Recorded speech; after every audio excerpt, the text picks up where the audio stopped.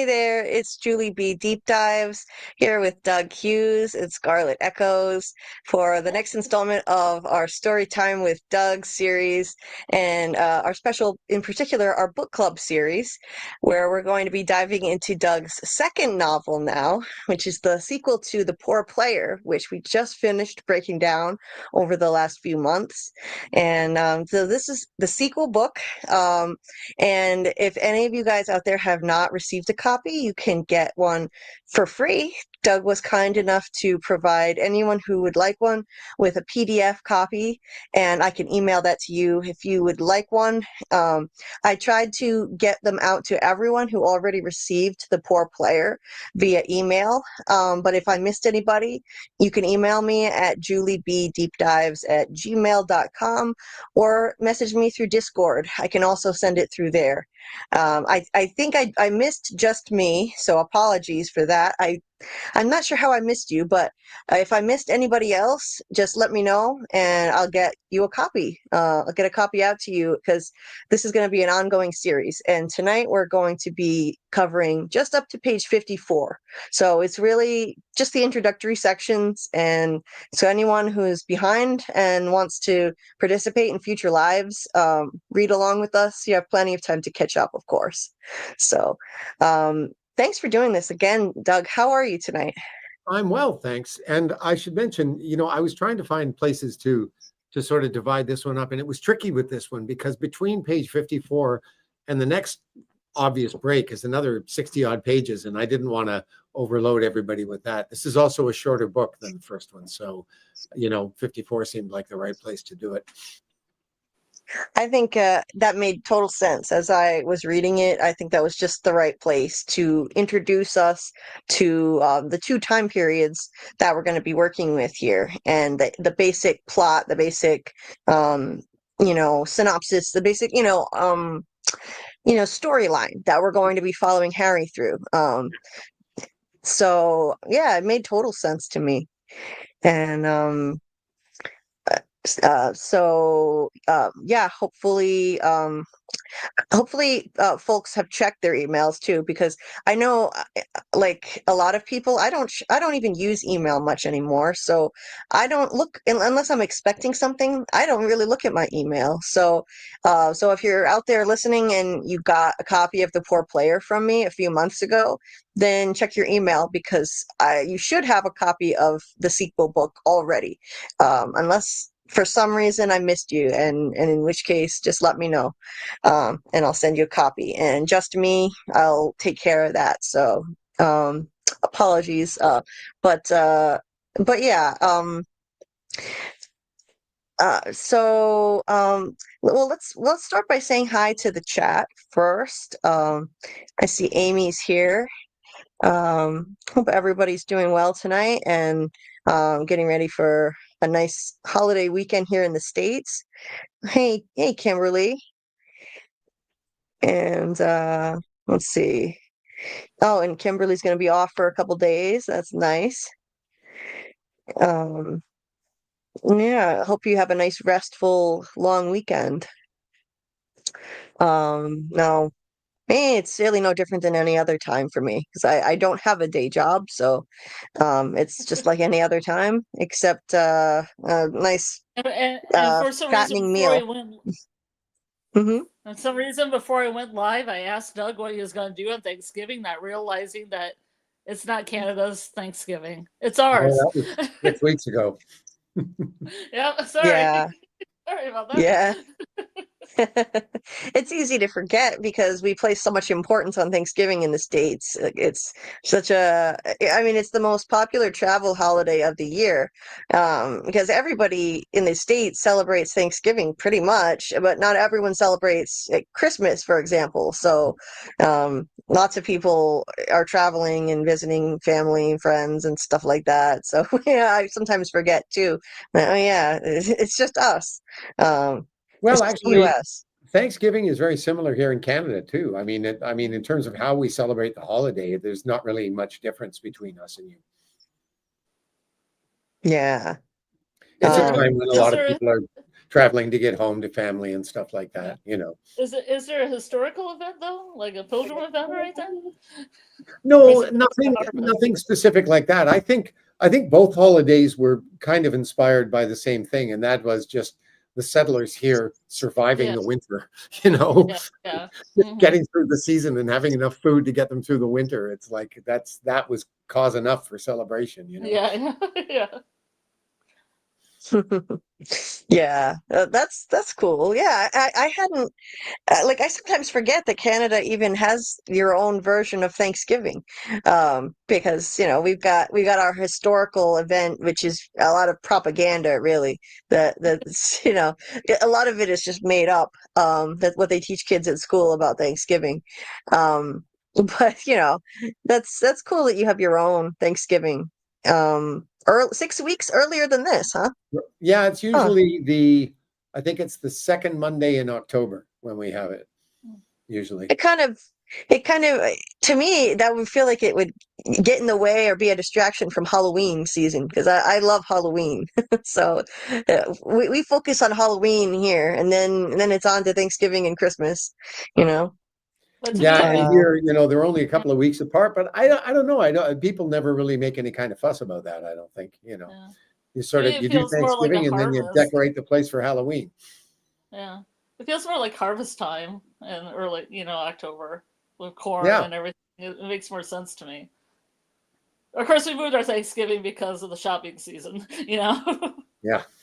Being capitalist and all. Well, we've since adopted your whole Black Friday thing. That happens here despite the fact that our Thanksgiving was 6 weeks ago. Oh, really? So it happens on Oh yeah. Friday this week? yeah, we've it's infected you too. Uh, Black Friday it's like it's a holiday unto itself here. Yeah. And now it's not even, we call it Black Friday, but the whole week is full of Black Friday sales, and it's now expanded Mhm. to the entire month. Since the pandemic, it's the whole month at some stores. Well, and the same thing happened with Boxing Day. The Mhm. day after Christmas, which was a British tradition that we carried over here. It was Boxing Day, and then it became Boxing Week, and now it's basically the whole month of January. It's the Mhm. same deal. Yeah. Yeah. Um, yeah, so it's taken over a bit too much, Black Friday, but it is nice though that you don't have to go to a store anymore and deal with a rabid crowd to get a good deal. You can just stay home, shop online. That's what I do if I'm buying anything at all. And not risk grievous bodily harm. Yeah. Yeah. Anyway, um, hey, Lori was here. I think she headed out, but she was in the chat. Oh, is she Always gone nice to already? see her. Oh, pity. I I thought I saw that, but maybe I was imagining things. Well, just I thought me I, said she was leaving, but I don't know. I don't know if Lori's left. yep, she said, I'm not Oh, able to I stay, just saw guys. it now. Yes, she's pity. Yep. Well, we got to say But hi to each other at least. Yeah. Shout out to Lori at Real Cinema Therapy. She's doing an amazing job over on her channel, and she's currently covering Pluribus, which I've recently started doing lives for. So, and if you haven't checked out my Pluribus lives, you can see the replays. They were both done really late at night. So there are replays. The one we did last night was for episode 4, and episodes 1 through 3 is another one. So you can check that out, and we will start doing them earlier. The live for Pluribus episode 5 will be probably early next week, because that came out early. I wasn't prepared to cover that one yet, but check out Lori's content. She does an amazing job analyzing series. Anyway, let's see who else is in the chat. Just me. See, just me here. Hi, just me. Your copy of the book will be on the way. Once we're done with the live, I'll send it right over to you. She's gone too, Um, I think. She left a message about having to leave. okay. Well, I will make sure I send her a copy of the book tonight. Let's see. just kind of scrolling through. I see you filled them in on my technology woes. It never ends. It's a never-ending battle between me and technology. Maybe I should. It's Black Friday coming up. Maybe I should spring for a Chromebook that works. There, I think it's time. Time for me to do it. Just pull the trigger. Hi, Doc. Doc is caught up. Awesome. Very Excellent. cool. Caught up with the book. Very nice. I'll be curious to And hear what you thought of the first book, Doc. We haven't had a chance to talk about that. yeah, anyone who wants to, who has thoughts, who was behind on the first book, and if you have any thoughts you'd like to share on the poor player, Doc, or anyone else, feel free to drop those in the chat too. We don't have to discuss the new book exclusively, so you can feel free to share any comments or questions you have at all. For sure. And Dieter was here in the chat. Hi, Dieter. Hope you're doing well. And let's see. Kimberly said, "Hi, Julie, Scarlett, and Doug. I do not know how long I will be able to stay on, but wanted to send my hellos, love, and like." Oh, thank you so much, Kimberly. Please, yes, please remember to hit like to like the stream. I would second that, please. It helps people find us. That would be much appreciated. Teeter said, "Wish Doug would stream from his bicycle for once." I think Well, that would be a little challenging. it's funny you should mention that, Dieter, because I've been toying with the idea of getting a GoPro to put on my helmet so I could Right. film a bit of stuff from my bike, just to give you guys some idea of what it looks like from the cyclist's eye view, you know? That's so funny. Wow. I thought, no, there's no way. That's so interesting that you had thought of that. That would be I mean, really entertaining. live streaming, no, but I would record it, bring it home, put some music to it, Yeah. do it that way for sure. Yeah. Oh Yeah, yeah, I'm live still, streaming wouldn't work because the StreamYard would crash, I think, on mobile anyway. yeah, totally. But that would be really cool. Yeah, you should try that. I would think that would be entertaining to get a view of what you're looking at on your bike rides. Yeah, yeah, and just what it feels like to be, on the bike on those rides, because it's not the same when you're on the bike as when you just see some guy whizzing by you. So yeah, I may do that. I don't know, get myself a Christmas present. Yeah, yeah. Yeah, if you see any good sales coming up this weekend, There you you go. get a good deal. Hi, Shadow Skulk. Shadow Skulk said, "Hi, beautiful people. Sorry I'm late. Have been working on Thanksgiving stuff, but you're just on time. We're just getting started, so you're not late at all. Nice to see you. Glad you could make it. I know a lot of people are very busy getting ready for Thanksgiving tonight, so many thanks to those of you who could on theme with Thanksgiving. Many thanks to those of you who can fit this in tonight. Um, So, Julie, do you have any questions or comments on the first 54 pages that you want to share to set this up? Sure. Let me pull out my notes. Oh, hi, Bill Chill. Hi, Bill. Bill Chill said, "Hello, all. Just stopping by to show some love. I'll be in and out." Well, thanks, Bill. Appreciate that. So, yeah, I've got my notes here. Let me see. Dieter recommends buying the GoPro, by the way. Yes, I saw So, that. yeah. So the book, when did you before we get into the nitty-gritty of it all, so how long after writing the first novel did you get the idea, the inspiration for this book? I know you had the idea to write a series all along, but did it take you some time to come up with a follow-up story of what the story would be, the idea? Not too long. It wasn't terribly long, because when I wrote the first one, I had my first draft, and from the first draft until the draft that you guys all read, that was a process of about 2 years of working on it off and on. And it was pretty much not long after I finished that process that I started working on the second one. In the very first draft of the first book, there was this big section, and I'm not going to specify what it was about, because that would be giving out some spoilers, but it was a section that was based on something that happened to me in my real life. And I really liked the section But I realized when I was going through the book, I was always concerned about the length, because with introducing this new character in the first book and everything, I knew the book was going to run long anyway. But this section, as much as I liked it, it wasn't really advancing the story at all. So I pulled it out and I thought, well, I'll just hang on to it. And then when I started thinking about doing a second book, I realized I could use that same section and it would actually work better in this new idea that I just had than the original. So I plunked it in the second book. Had to make some changes to it, of course.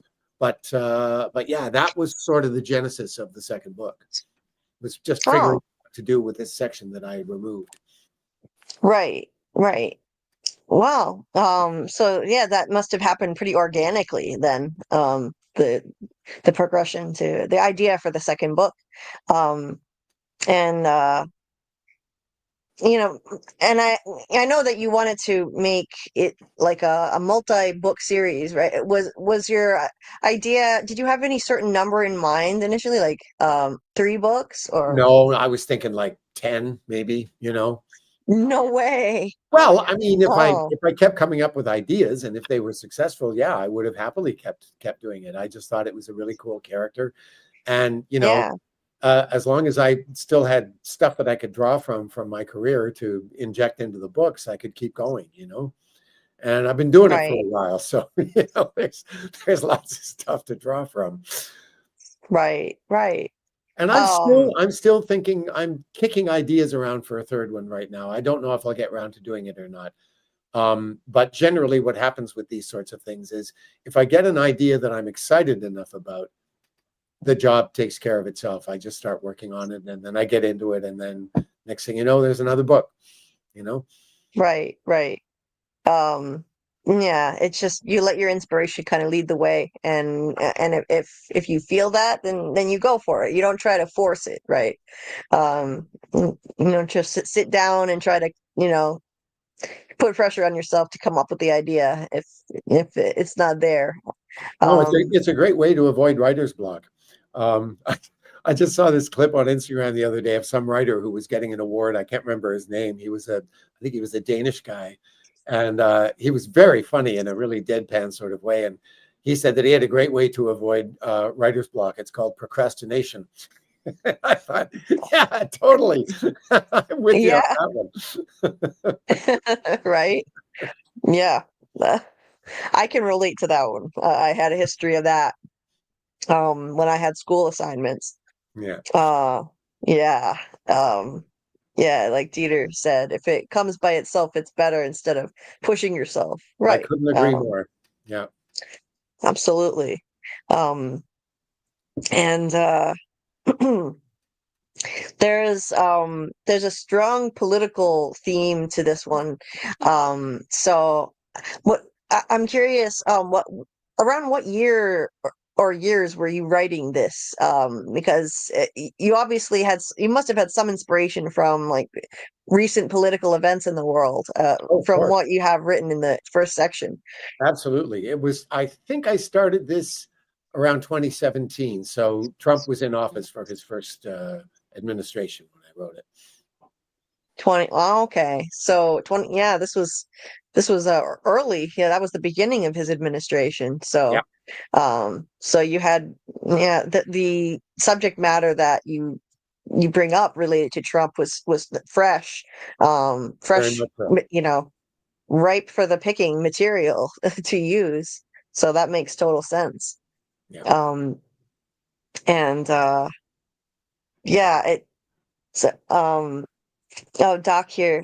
Doc said hi again. Hi. He listed everybody here, and of course, Doug.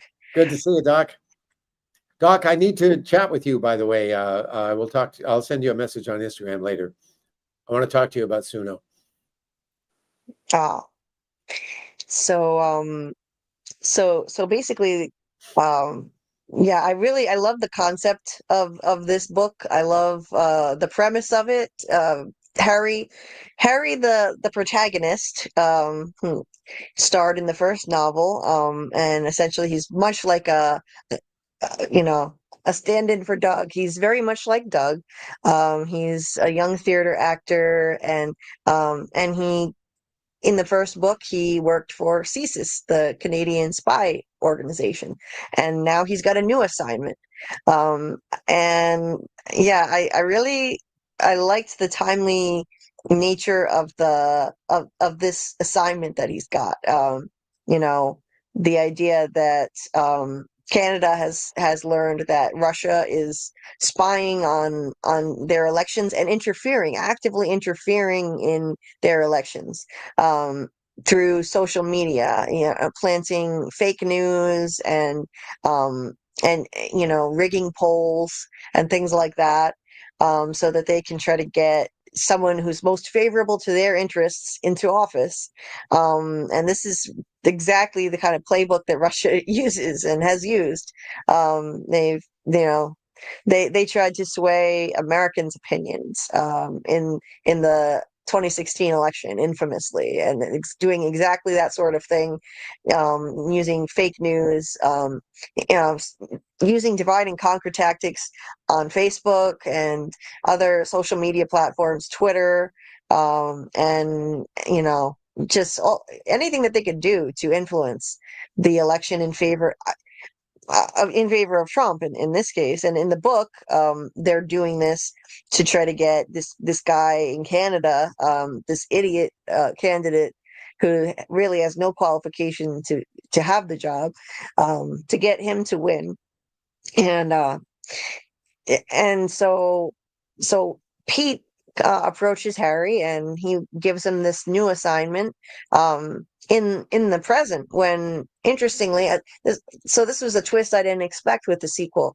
I was thinking, we would just see Harry get his new assignment in the past, but he's got an assignment in the present too, even though he's no longer working for CSIS. I liked that twist this time. So he's got an assignment that we follow in flashbacks, and he's also got this new one as a former CSIS agent, approached by Pete to go back into the fray um and basically approach this ex-girlfriend of his who he had met during his previous assignment, back in 1994. And because she's a Russian spy, and he's got to he's got to well basically he's got to go to Russia, and he's got to try to get her to you know how do I put it? So there's this company in Russia, or is it a company or is it an agency that handles the social media stuff, and It's she is in charge of it. it's called the Internet Research Agency, and it actually exists. It's not the Okay. only vehicle that they use, but yeah, where they are and stuff like that, they've moved around. Their name has changed a few times too, I think. I don't know how current that stuff is, but at the time, that's what they were called. I actually changed the location because when I wrote the book, they were at one place and I used the actual address, but then they moved, so I just made it a little more vague. I'm curious what you thought reading the very opening of the book, because of Well, course I it's a wanted to talk replay of about what that happened at the end of the book. because I felt like I was suckered in with the beginning of the book. Yeah. How so, It Scarlett? started really strong, right, with the action, and I was like, "All right, here we go." But did you realize that it was a replay of what happened at the end of the first book? Yes, I did. Did you also notice that it was, instead of being told from Harry's point of view, that it was in the third person? Yeah. I'm just Yes. wondering if those kind of things, like from the reader's point of view, if they found that confusing or what, like just what your response is to that. It threw me at first. I was like, okay, well, this is a way to grab your attention. It starts with a bang. So first of all, that grabs the reader's interest. Specifically, Julian's pointing his gun at Chantal's head. Julian sat on the couch aiming his gun at Chantal's head. Say goodbye to your girlfriend, Harry. It's a great grabber. It's a great way to hook the reader with those first lines. But as soon as I read that, I thought, wait a minute, Julian's dead. Um, so I was immediately confused because Julian died in the first novel, and then, yeah, I realized that it's being told in the third person, Harry, not He's not speaking first person. So I'm like, something is wrong here. And I realized, okay, it's replaying the scene between this group of people, Julian, Chantal, and Harry from the first book.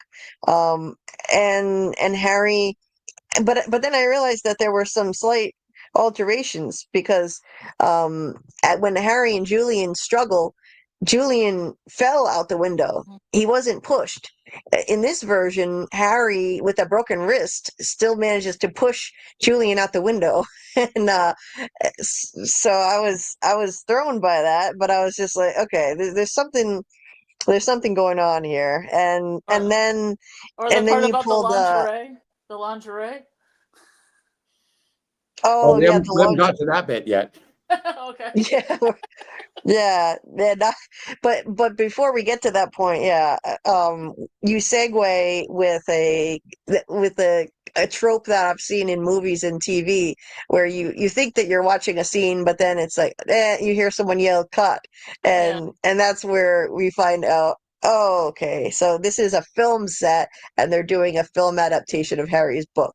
I liked that fake out. I liked that fake out. It was a creative way to start the book, and it definitely throws you for a loop for a minute there. I liked that a lot.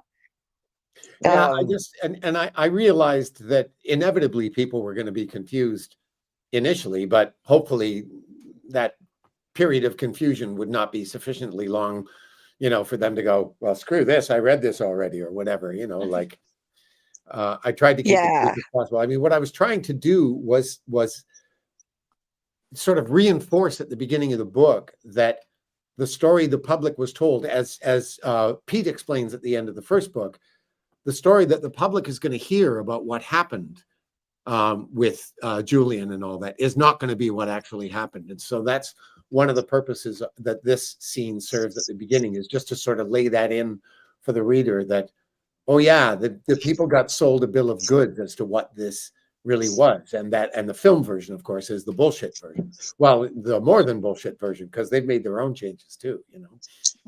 yes. It steps up the bullshit factor because now they turn it all Hollywood. Inevitably they make the actors much younger, that Yeah. like 10 years younger. We actually the characters were. They make them all sexy, and the woman is busty, and like the woman playing Chantal, like Scarlett said, is in lingerie, which doesn't make any But she sense. was picked up from the airport in lingerie, apparently. Yeah, yeah. Just because sex sells, it's the old it said in here, it's like the old all the TNA sells. Like the director, I think it's the director, literally Yes, just says that to yes, Harry. that's the guy. Those are going to sell a shit ton of tickets. TNA, baby. That's where the money is. And it's true. I mean, he's right. This is how Hollywood is, and how the film industry is, specifically in any country, I'm sure. Uh, so yeah, I liked how Harry commented on it, like, questioning that these things that didn't make any sense to him. Why, eh, you know, he decided to pick his battles, and he didn't rattle off the whole list of issues he had with it. The acting is terrible. The actors are way younger, and hotter, and by conventional standards, hotter, and um, you know but he just focuses on, why is Chantal in a negligee, because at least logically he's got to object to the logic of it. When did she take her clothes off? Why? You know. Totally. Uh, so I thought that was funny, because that's just how the film industry is. And then the director just decides to shoehorn in an explanation. He gets together with the writer, just does some kind of ham-fisted explanation for why she's in lingerie, since it didn't even occur to him. He didn't even think to question, like, why is she in lingerie, until Harry points it out that it makes no sense. Totally. Yeah. That was funny. Hey, Brandon. Happy Thanksgiving to you too. He said, Mr. Hughes, glad to see you. Hi, Brandon. Good to see you too. And happy Thanksgiving to everybody. I have to keep remembering, we had our Thanksgiving already, but yes, happy Thanksgiving. And hi Noah, nice to see you. Hope Hey, Noah. everyone is doing well. Shadow Skulk said, "It's so wonderful to see everyone, and I'm still here, but more just listening. I have a lot to get done tonight." Well, no Hi, worries, Shadow that's Scout. understandable. Trying to get over the vacuuming, Right. Doc said, "Sorry, Doug, I keep telling you that my mom is taken and you are too good for her." I have no idea what that means. Okay. Hi with Alice. That's funny. Um, anyway, oh, Just Me is back. Hi, Just Me. Anyway, um, so let's see. So then, yeah, so basically, the, yeah, Doc said, "I'm really enjoying these books and I want to watch the original Get Smart tonight now." Yeah, there's a Get Smart reference in this book. Yep. Uh, I like that. I'm trying to remember what the Get Smart reference is. I can't off the top Yeah. of my head. It's the shoe. He has a pair Oh, of the phone in the shoes. shoe. Yeah. Yep. And it's instead of a shoe phone, uh it hides a flash drive Yeah. and conceals it. Yep. Shadow said, "Hi, Doug. He. Yes, just found out my mom has found a ride here tomorrow, so now I have to clean and have dinner done probably 5 to 6 hours before." Oh no, before we had Oh, that's originally planned. terrible. Oh, well, that sounds stressful, but um, yeah, don't overdo it. Take care of yourself. Uh, that sounds like a lot of work. Just be careful. Take it easy. With Alice, says, "Hi, Julie, Doug, Scarlett, Just Me, and Pixie." Hi, with Alice. So, so anyway, yeah, so basically the story that the world had been told about Harry's involvement with CSIS, obviously, it was limited, extremely limited. The whole thing that actually happened, there was very little that they actually could tell the world. Essentially, they told the world that Harry was just an innocent fiction writer who had rescued his girlfriend from a crazed stalker, Julian, by throwing him out a window. And that was the scuffle with him taking Chantal hostage. But, in reality, Harry was far from innocent. He was just like an actual spy for CSIS, not just a random fiction writer. And Julian jumped out the window. Yeah. But yeah, the film adaptation took some major liberties with that, and then so Pete has a meeting with Harry and gives him this, not an well, it's not an official assignment because he's not working for CSIS anymore, but he offers him an assignment and requests that he take it, and that's where we hear about Russia trying to influence the Canadian election, and um, you know, uh, and Harry does not want to take this assignment at all. He doesn't want to. He doesn't want back in on it. He is enjoying being retired. Um, but ultimately, it becomes a matter of like civic duty, and it's kind of presented as him saving the world. Last time he saved the country, this time he has to save the world. Uh, Well, and this is a trope that you get in a lot of like the hero's journey stories, kind of like From in that sense, is that when the hero is first offered the quest, the thing that usually happens at the beginning is the hero turns it down and then ultimately gets compelled to do it, which is exactly, of course, what happens to Harry here.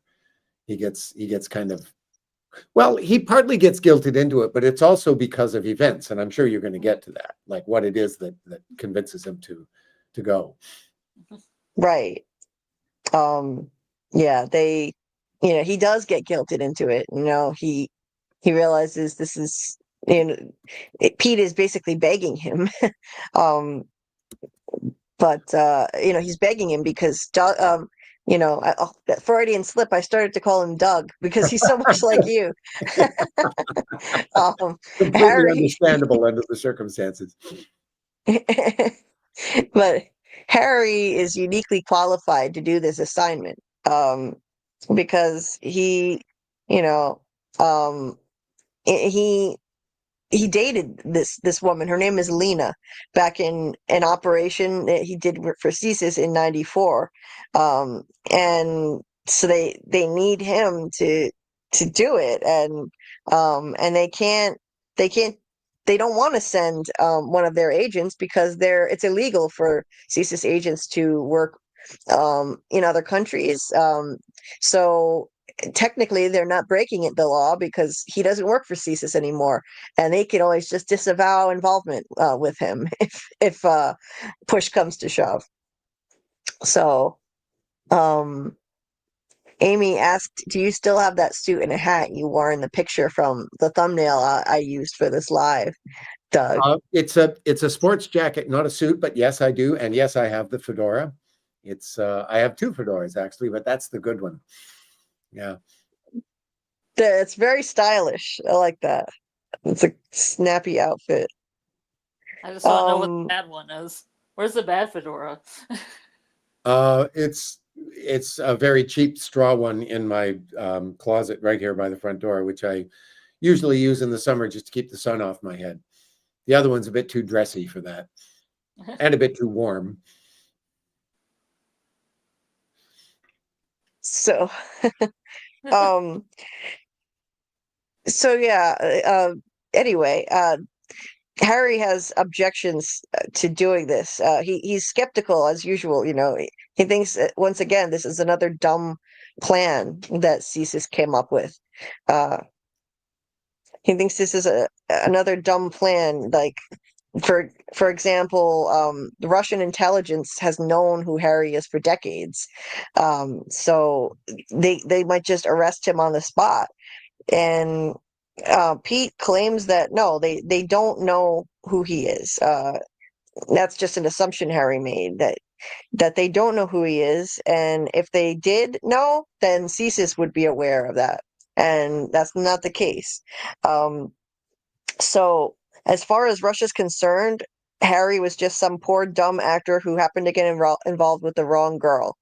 And Lena was posing as a Canadian at the time.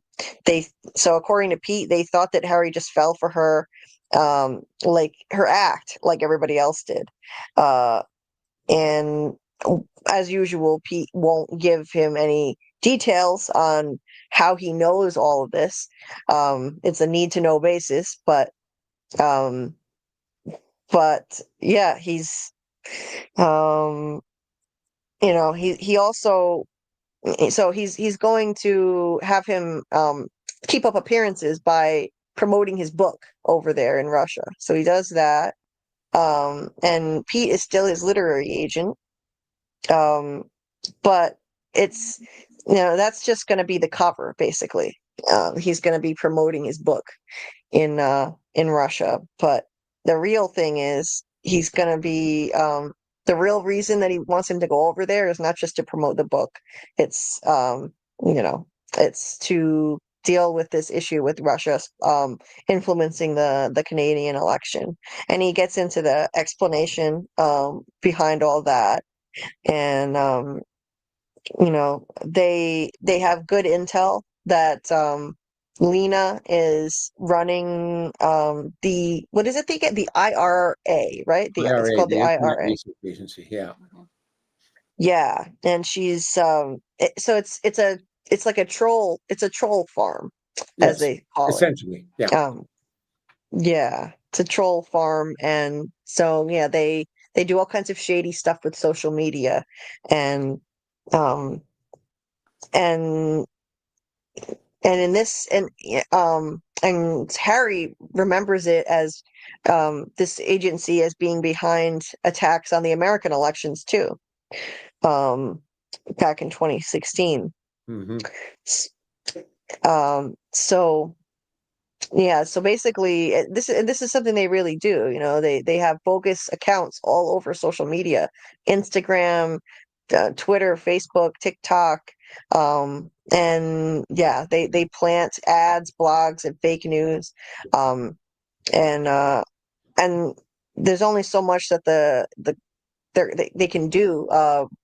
The Canadian security establishment. And then you explain what that is. It's Canada's answer to the NSA in the States. So they're responsible for all things cyber, among others. Basically, it's an organization of computer geeks. I was glad you gave us that brief explanation of what that is, because I wouldn't have known what CSE is. Did you have to do a lot of research on that, like you did with CSIS for this book? It was part of it. Yeah, I realized actually when we did the deep dive into the first book that I mentioned the CSE in that book too, but I don't really give a very good explanation of what they're all about. The guy that comes to plant the bug in Harry's computer in the first book was a member of the CSE. But I didn't give the same explanation. That's why I put it in the second book, just so people go, oh, okay, that's what that is, Right. Yeah. Um, yeah, it's good to it's a good refresher, so that and you gave us just enough information so that we get an idea of what they do, not too much. Um, so anyway, so yeah, they're trying to do what they can, but they can only do so much.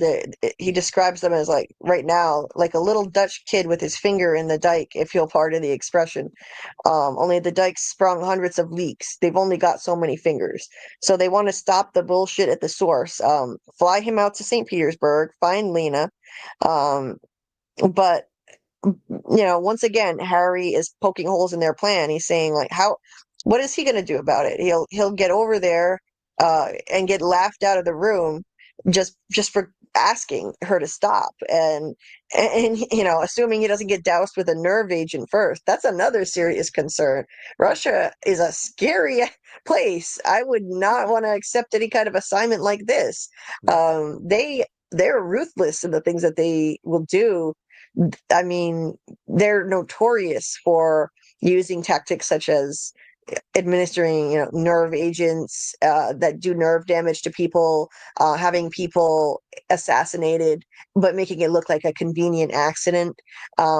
So I don't blame Harry. I wouldn't set foot anywhere near that place, not as a tourist or for any other reason.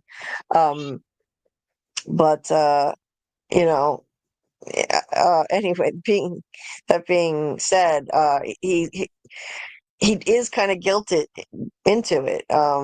Well, there are And really two things that propel him to do it. Number one, when he finds out that this idiot who's running for prime minister is actually leading in the polls, which is totally news to him. And also when he finds out that Lena has been sending messages to him, well, ostensibly to him, as far as we can tell. She's been sending cryptic messages that are aimed directly at Harry, because the minute Pete describes what they are, Harry knows what it's all about. So it's like she wants him to come. And that coupled with the immediacy of the situation, with this other guy gaining the lead in the polls, those are the two things that make Harry decide, okay, I have no choice. I've got to go. right. Yeah. Even though It makes sense. Even though he wants to stay in his relationship. Yeah. Yeah, well, and yeah, he is concerned about that. I mean, he doesn't want to start up another relationship with Lena, but as Pete puts it, if that becomes necessary, then that's part of the job, dude. So get over it, And Right. of course, he and Chantal are already having issues because she's tired of him going off and doing this stuff. She wants him to stay home, So there are already problems at home with regard to that. So it's in many ways against his better judgment to go. He's worried for his own safety. He doubts the plan. He doesn't want to piss off Chantal, but the stakes are so high, and it becomes, and this is the other thing, he finally understands when Pete gives him all the information that he literally is the only guy who can do this job. There's nobody else who could replace him. So Yeah. well, off he goes. And again, Yeah. this is kind of the standard hero's journey where the guy more or less gets forced into doing it, whether he wants to or not, Right. Yeah. And then he's tested along the way, and has to rise to the occasion. So, let's see. Thank you, Dieter. Please like, share, and subscribe. Thank you for the support. And let's see. That's an impressive library there, Dieter. Yeah, look at that. Um, so yeah, so speaking of his relationship, um he's still with Chantal in this book. He At the end of the first book, there was the promise of a new relationship starting. They were going to consider dating for real, not just a brief night together, but actually having a relationship. And so we pick up with them actually together as a couple. And they're really sweet together. They have a lot of chemistry, and there's a lot of tenderness there between them. And Chantal is a really endearing character, so I was happy to see that they were together, and happy for Harry, because he deserves that win. That this is underdog that we love to root for. He deserves that, the unlucky in love underdog that he is. I was glad to see he's with her, even though they're having problems, and so he's happy to be with her. It's not that he doesn't want to be in this relationship, but he's struggling with her pushing to cohabitate. They live in two different places. She lives in Montreal, he lives in Toronto, and so there's this talk that he keeps kind of pushing, kicking down the road, kicking the can down the road, like, well, we'll talk about it, but then they never get around to really having that talk about getting serious about, let's move in together now. Um, she's tired of this. She wants to, she's willing to just leave Montreal completely and move to Toronto if that's what it takes, because a lot of his work is in Toronto. And yeah, but he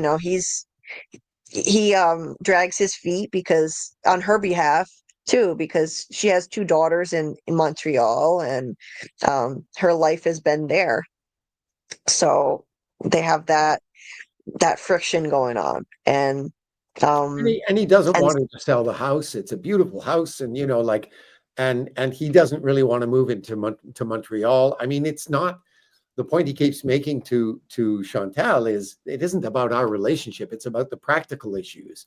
And she's like, yeah, it's about fear of commitment is what it's about, right, Yeah. yeah, that's that's what she accuses him of, yeah, ultimately, and later in this section. And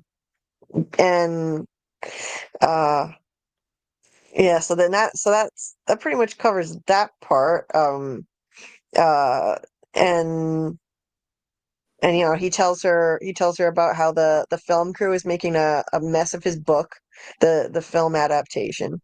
Um and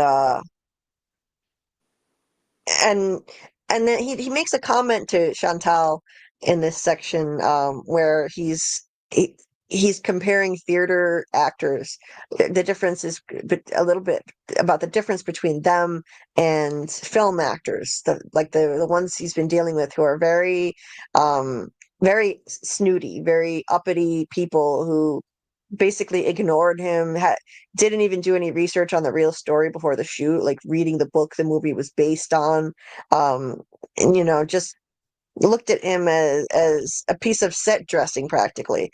And he said theater folks are a lot like regular human beings, well, mostly.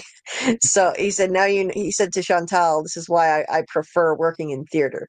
um Now I'm curious. I gotta ask, like, have you experienced this in real life where you've felt like theater actors are more down to earth than actors on some other productions of like TV and film that you've ever been a part of?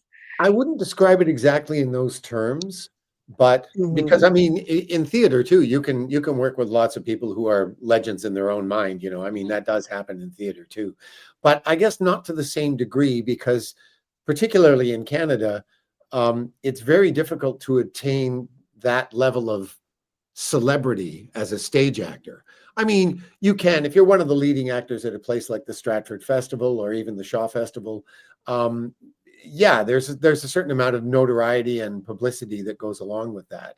But those are kind of the exceptions to the rule. In general, you know, and this is what prompted me to write these books in the first place. You can spend your entire life working in theater in this country, which is a very public pursuit, but do it with complete anonymity. And so that's quite different from the film and TV world, where, I mean, look what's happened to me, for God's sake. You know, I mean, one scene where I'm on camera for 43 seconds and the world goes out of their minds. Um, you know, from my perspective, I just look at that and I go, that's a little nuts, you know, like it's just, and all that suggests to me is that it's simply an expression of the power of the medium itself.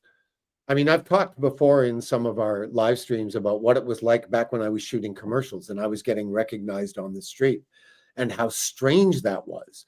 And it was a little different than the kind of celebrity that film and TV stars have, because you know their name, you know who they are as people, you know their characters. When you're just in commercials, you're just the guy in the beer commercial kind of thing, but it's a face that you've seen on TV.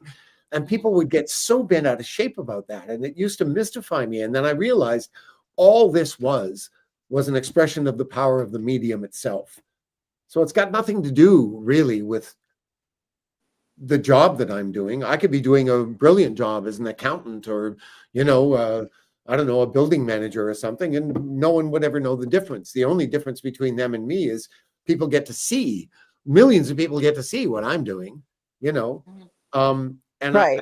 I understand how, particularly when you're the star of a show, and there's a lot of responsibility on your shoulders when you are, you know, if you're carrying a show. Um, and of course, you have to have the chops to be able to do that.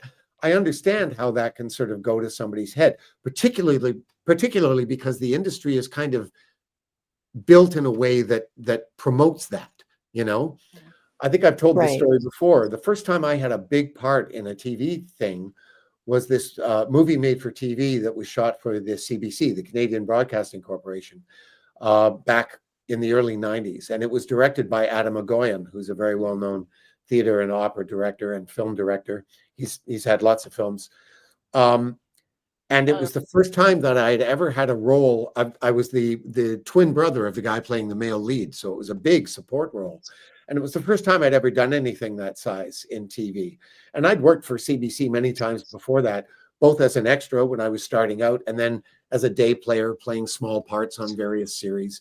And you basically, when you're at that level, you're basically treated like a non-equity, a non-entity. I mean, they just, particularly when you're an extra, they really get the short end of the stick. But suddenly here I am on this thing, and we show up on the first day, and it's the guy playing the lead and me. We've got a scene together that day, so it's the two of us coming in, and there's this fourth assistant director waiting for us in the holding building.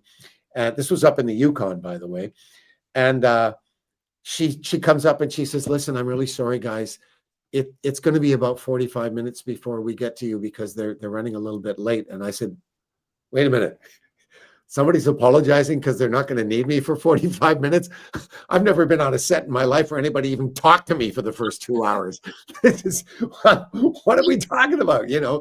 And she was all over us. She was like, can I get you a coffee? Can I get you a newspaper or whatever? You know, blah, blah, blah. And her name was Vera. She was just a sweetheart. I said, "Vera, I need to ask you something." I said, when you're trained for this job, are you taught that you like have to do this with the principals? And she said, "Oh yeah, this is really part of the job." I said, "Please don't do it with me. It makes me very uncomfortable.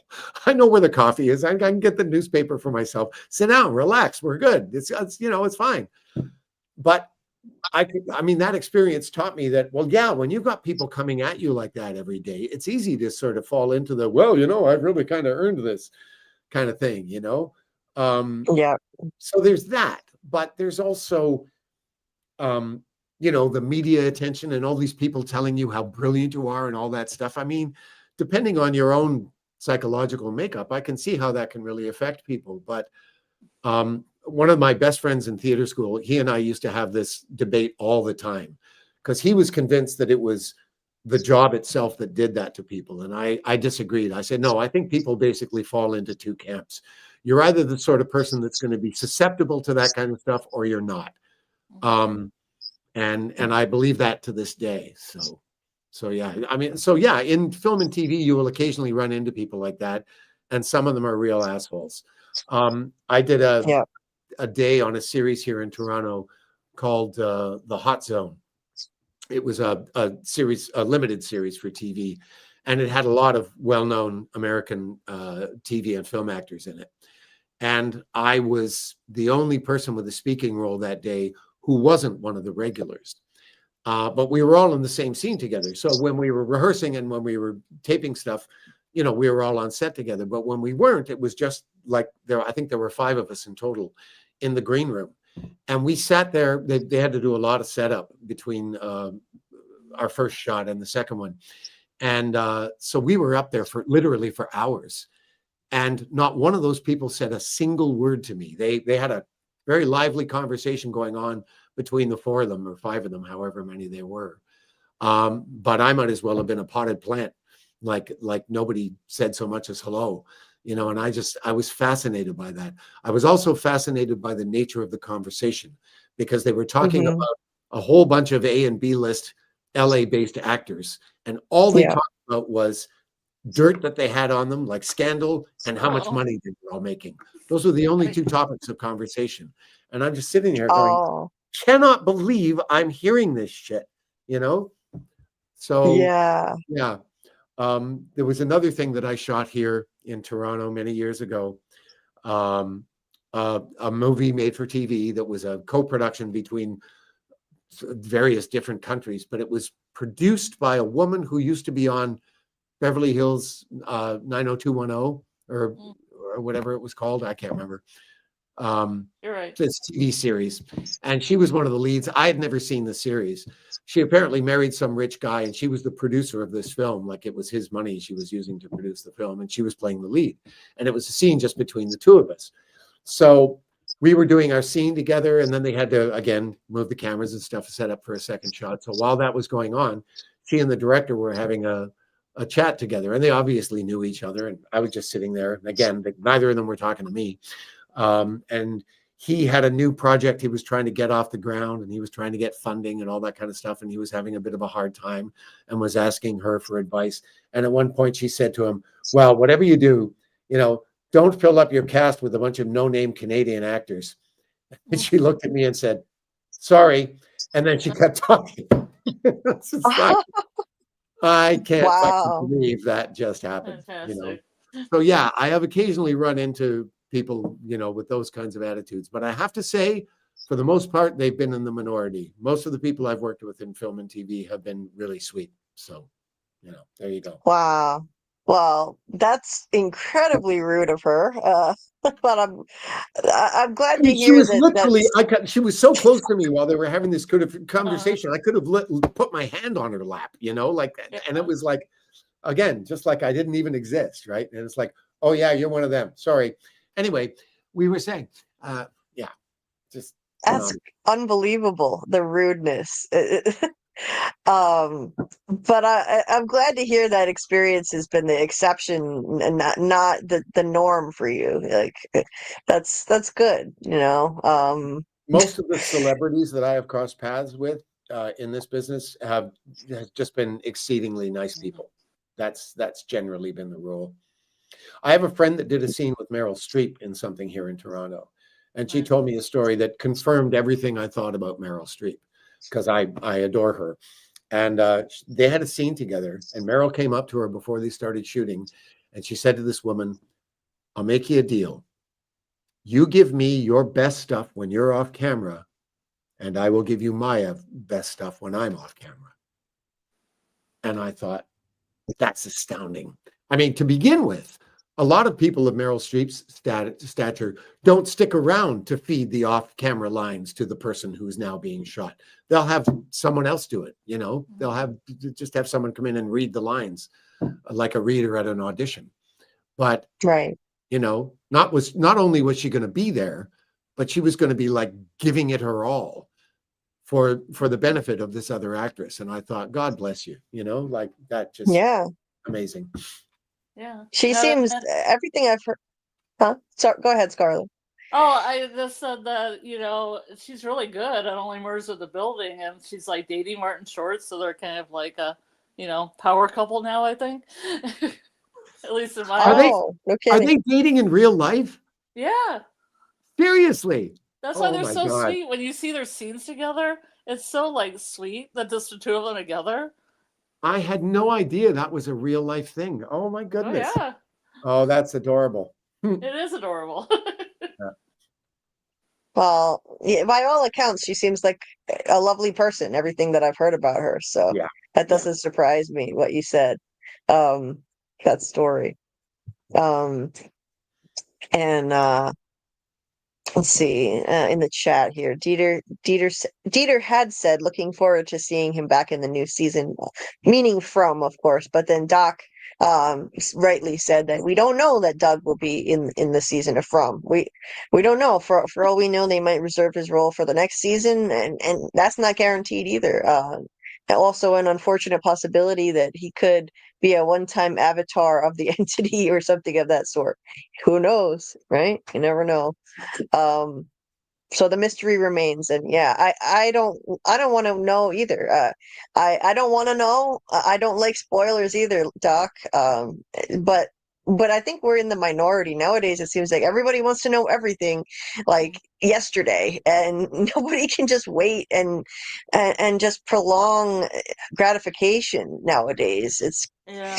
It's just the way of the world. But anyway. There were even a couple spoilers in our chat last night for episode 5, which I was like, then when I watched episode 5 of Pluribus, I was like, oh, somebody did say a few things in our chat, even though we told Oh them. no. Yeah. Yeah, unfortunate. People love the spill.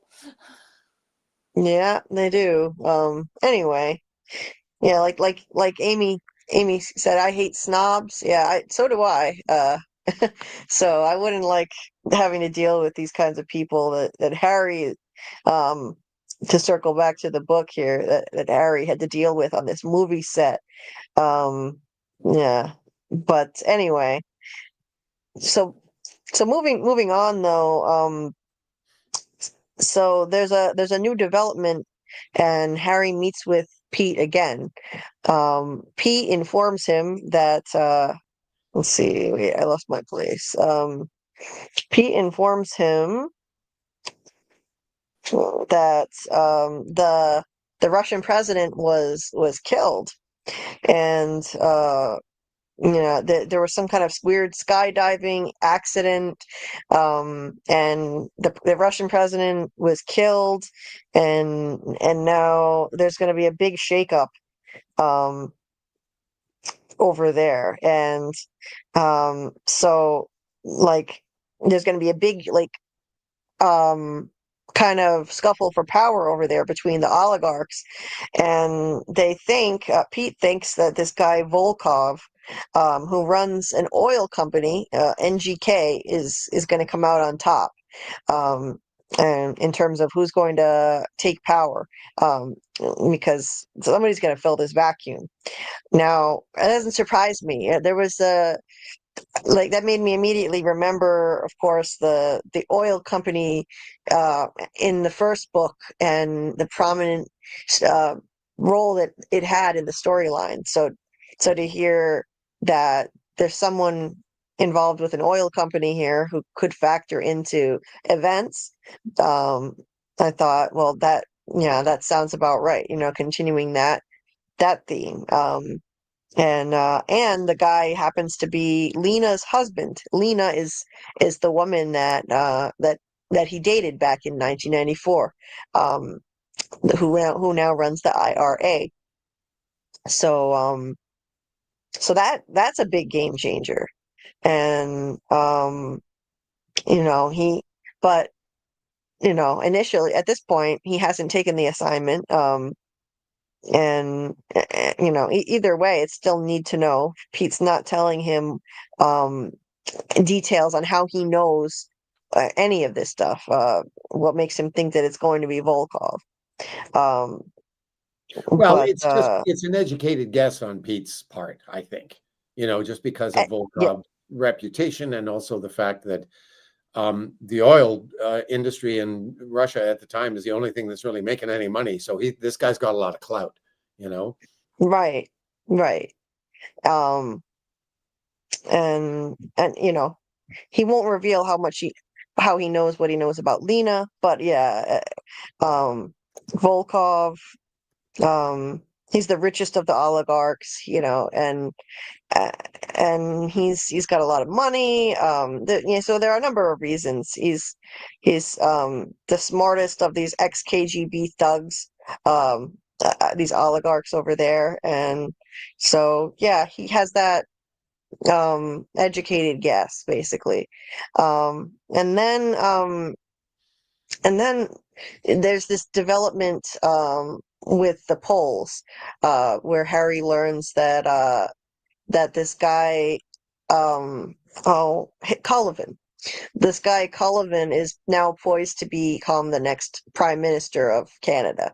And he had talked about, we had the book discussed him earlier, and how basically Harry was talking about him to Chantal and how he didn't think he had a chance, that the guy is an idiot, and that he's racist, um, and like and basically, this sort of thing where a guy who's racist and completely unqualified for office could, yeah, it happens in other countries, like he mentioned the US, uh, and but he didn't think that it could happen in Canada, and Chantal, yeah, I think it was him talking to Chantal about that, right? Am I Yes. getting that right? Yes. Yeah. And she's worried about it, and turns out she's right to be worried because now he's leading in the polls. Um, and he's basically a cartoon character. And then uh, that's what Harry says to Pete, and Pete says that didn't stop Trump, did it? I, I mean, hey, anything's possible after that. I mean, I wouldn't be surprised. You always think, I understand where Harry's coming from. You always think that you see things happening in other countries that are horrible, and you always think that this could never happen to your country until it does. And you think that your country is better than this, better than whatever you've seen going on internationally, and then you're sometimes you're in for a rude awakening with that kind of mindset. So, you know, without getting too political about the US, I can understand that. I can understand that sentiment. Um, but needless to say, Harry was not happy about this guy at all, being so ahead in the polls, and but there's a reason for that. It's I mean, it's the Russians that are helping to prop him up. I mean, they're helping, right? Well, he wouldn't be in that position if it wasn't for their help. Yeah. Um, and Harry is urging Pete to go public with this. There's still time to turn it around. Of course that they're not going to do that. I mean, CSIS, do they ever go public with anything? I knew Pete was going to say no to that. Um, and they don't want to come out and be accused of influencing the election. But they're going to sit back and do what they can on the cyber front, instead. So they're going to do what they can to try to stop these these tactics that the Russians are doing. And let's see. Yeah, because it's the IRA propping them up with bots and fake ads and fake news items propping up the Cullivan campaign. And so he needs to, CSIS needs to try to combat this. But And they don't really have a lot of options because, as Pete says, if they get too forceful about it, they're going to be accused of, meddling in politics. And also, look what happened in the States with, when the news came out that the Russians were messing with the American election in 2016. Did it have any effect? Not really, no, it didn't. It didn't. And then there was just, even when there was evidence of that happening, there was disinformation out there, saying that it was wrong, that it never happened. And so, yeah, so so this is where now Harry's feeling more pressure to sign on and do this job. And he resists at first, like this shouldn't be on his shoulders. But he may be the only one in a position to end this. Like I said earlier, CSIS can't run operations abroad. It's against the law, but Harry is not a CSIS employee anymore. So if the thing goes south, it's totally deniable. We can disavow you. You'll be on your own, Pete tells him. That's not exactly a great pitch. No, what is Harry say in response? It's like, you really need to work on your closing or something like that. You really need to work on your closing skills, Pete. Yeah, that's it. Yeah, that's not a great pitch at all. But Pete says, like, this is the only option they have. They have to go to the source, and thanks to your connection with Lena and your book release, we have the perfect opportunity to do that. And once again, Harry's poking holes in the plan, saying, like, this is, as soon as he gets there, if he tries to plead with Lena and appeal to her to make this stop, is she going to just come running back to him? Let's burn down the troll farm, fly back to Canada, and live happily ever after? No, I mean, she could call in the GRU or the FSB or whoever and have him thrown in the Lubyanka. I've never heard of that. I guess a Russian prison.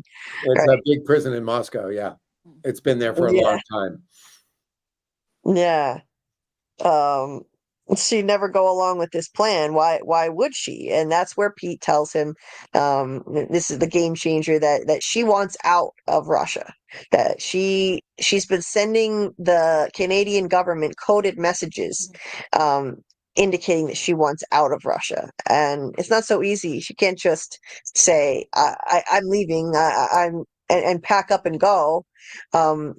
She's sending coded messages using Shakespeare quotes from The Taming of the Shrew. And they're all from, so Pete says they're all from Kate and Petruchio, how do you say that? Petruchio? That's right. Pete says that those are the characters that Harry and Lena played at the Shakespeare workshop back in '94. So it's a cry for help, and she's aiming it. So Pete believes that this is obviously that she's aiming this cry for help at Harry. Those were the two characters they played back then in '94. And now, did you ever act in The Taming of the Shrew yourself, Doug? No, I've never done it. Okay. So that one was not drawn from real life. So no, but yeah, the title sort of came from, like, I had to choose The Taming of the Shrew because I had already decided on the title, and it didn't matter. Actually, well, we'll get to the theater workshop stuff when we get there. But when I worked there, I did a scene from actually from Julius Caesar. I didn't do anything from any of the comedies. But because of the title and everything, and because of course it's a man-woman thing, I thought, oh yeah, that's perfect. I'll make it The Taming of the Shrew. So That is perfect. Yeah, I really love the way you flipped that, and you did a play on the taming of the shrew for the title of this book, The Shaming of the Shrew. and of Um, course there's a plot connection, which is where the title comes from. I'm sure. So yeah, it's clever. I liked that. And oh, I didn't see this. Doc had asked you if you were actually in an environmentalist group at one point and take inspiration for that. And I see you answered.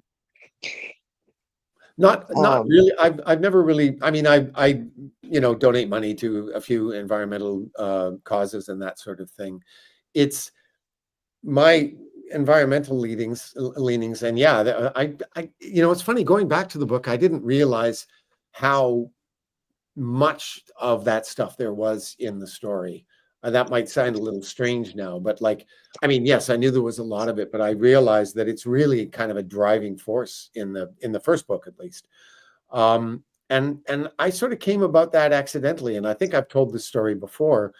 This would have been maybe a little over 20 years ago. I was working at the Shaw Festival at the time, and they do this annual fundraiser for Amnesty International. And I was putting together a tune with one of the musicians from the band. I was in one of the musicals that year. And so he came over to my place and we were working on it, and we got to talking. And it turned out he was quite a heavy duty environmentalist. And he started asking me about my lifestyle and stuff, where I lived and all this stuff. And I had just bought this condo, I think, that year when he and I were working together. So I told him about that. And it also came out in my conversation with him that I had never owned a car before. And he said, wait a minute, you live in an 850 square foot condo and you've never owned a car? I said, yeah. mm. He said, you have the smallest carbon footprint of anyone I've ever met. You're my fucking hero. And I went, whoa, I've never really thought about that. I mean, I suppose I'd thought about it vaguely, like that, I don't own a car, so I'm not polluting as much and all that. But I mean, I hadn't really stopped to think about that stuff in any sort of granular way. And when he said that to me, it really brought me up short. And I realized, yeah, that as small as our own individual contributions may seem to us at the time, they have a tremendous cumulative effect if enough people are doing them. And that sort of started me down the road of getting more and more, activist is too strong a word, but more and more concerned about the environment. Oh, that is a very small carbon footprint, actually. I never thought about that, but it really is. Yeah. And so that's good. You're doing your part for the environment in your small way, Uh, um, let's see. Hi, Carl. Carl is in the chat here. Hey, Carl. Hi. And Grant just came in. Hi, Grant. Good to see you, Grant. Um, Grant, you're always welcome to join, but I know you're probably busy with work. But you're welcome to join anytime you No find yourself. Thanksgiving in Australia either, I guess. No, I Yeah, don't think so. no. Does So Australia he's have probably Thanksgiving? Do they working. have a Thanksgiving in October as well? Australia? Or I don't wait, they think would have it I, in the spring. Yeah. Because at Christmas, they're surfing at Christmas, so if they had a harvest thing, it'd probably be the opposite month in spring. yeah, I Right. don't know if I know very little about Australian holidays, but Grant could fill us in on that Yeah, I'm at gonna some have to point, I ask suppose. Grant if there's holidays in the spring, if they're fall holidays in the spring, or they're fall holidays in their fall. hmm Um, Grant said Thanksgiving. What's that? Yeah. uh, Doc is the other goat. Sorry, Dieter. Carl. Uh, yeah, Doc is another goat. Yes, Doc. Yes, he is. Um, I was just saying this earlier, Doc, that Thanksgiving is a propaganda holiday. It is. Yes, it is a propaganda holiday. What they teach little kids about it in school is a bunch of nonsense. The Pilgrims and the Native Americans, all this kumbaya, lovey-dovey stuff about having dinner and whatnot. It wasn't exactly like that. Um, uh, Oh, cool, Grant. Yeah, you're welcome to jump on when you get home. Absolutely. As always. Great.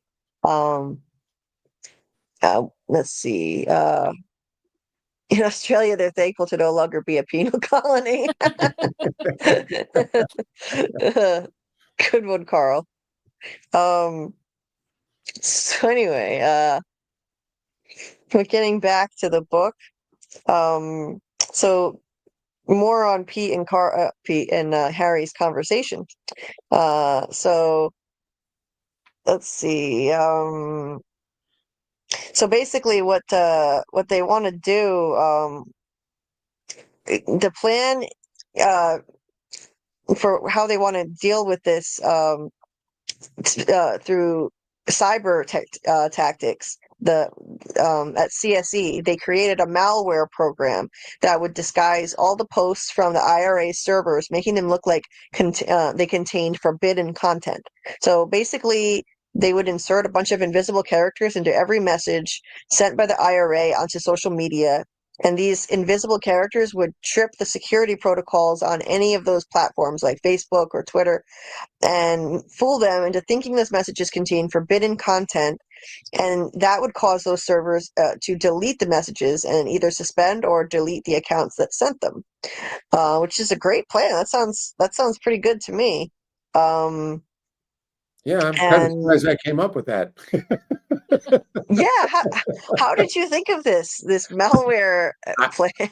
I don't know. I don't know where that came from. I just, just I remember actually one of the bits of research I had to do. I went onto a chat group somewhere of a bunch of hackers, and I described what I wanted to do, and I said, given today's technology, is this feasible? Could you do this?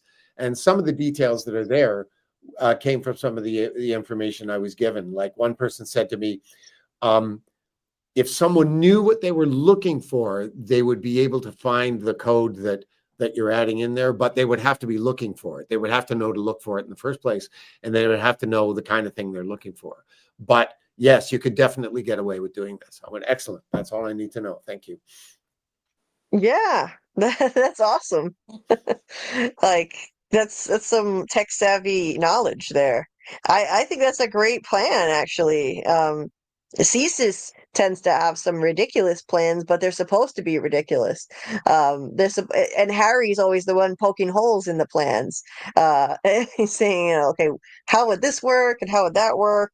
Um, but yeah, I like this. I like this and it seems like it would work to me, but they need to get this malware over there somehow. They need somebody, and this is where Harry would come in if he agrees to do it. And they need him to get over there and convince Lena to basically sabotage her own agency, the IRA, and he'll go over there with a flash drive containing that malware, um, and so it's a tall order for sure.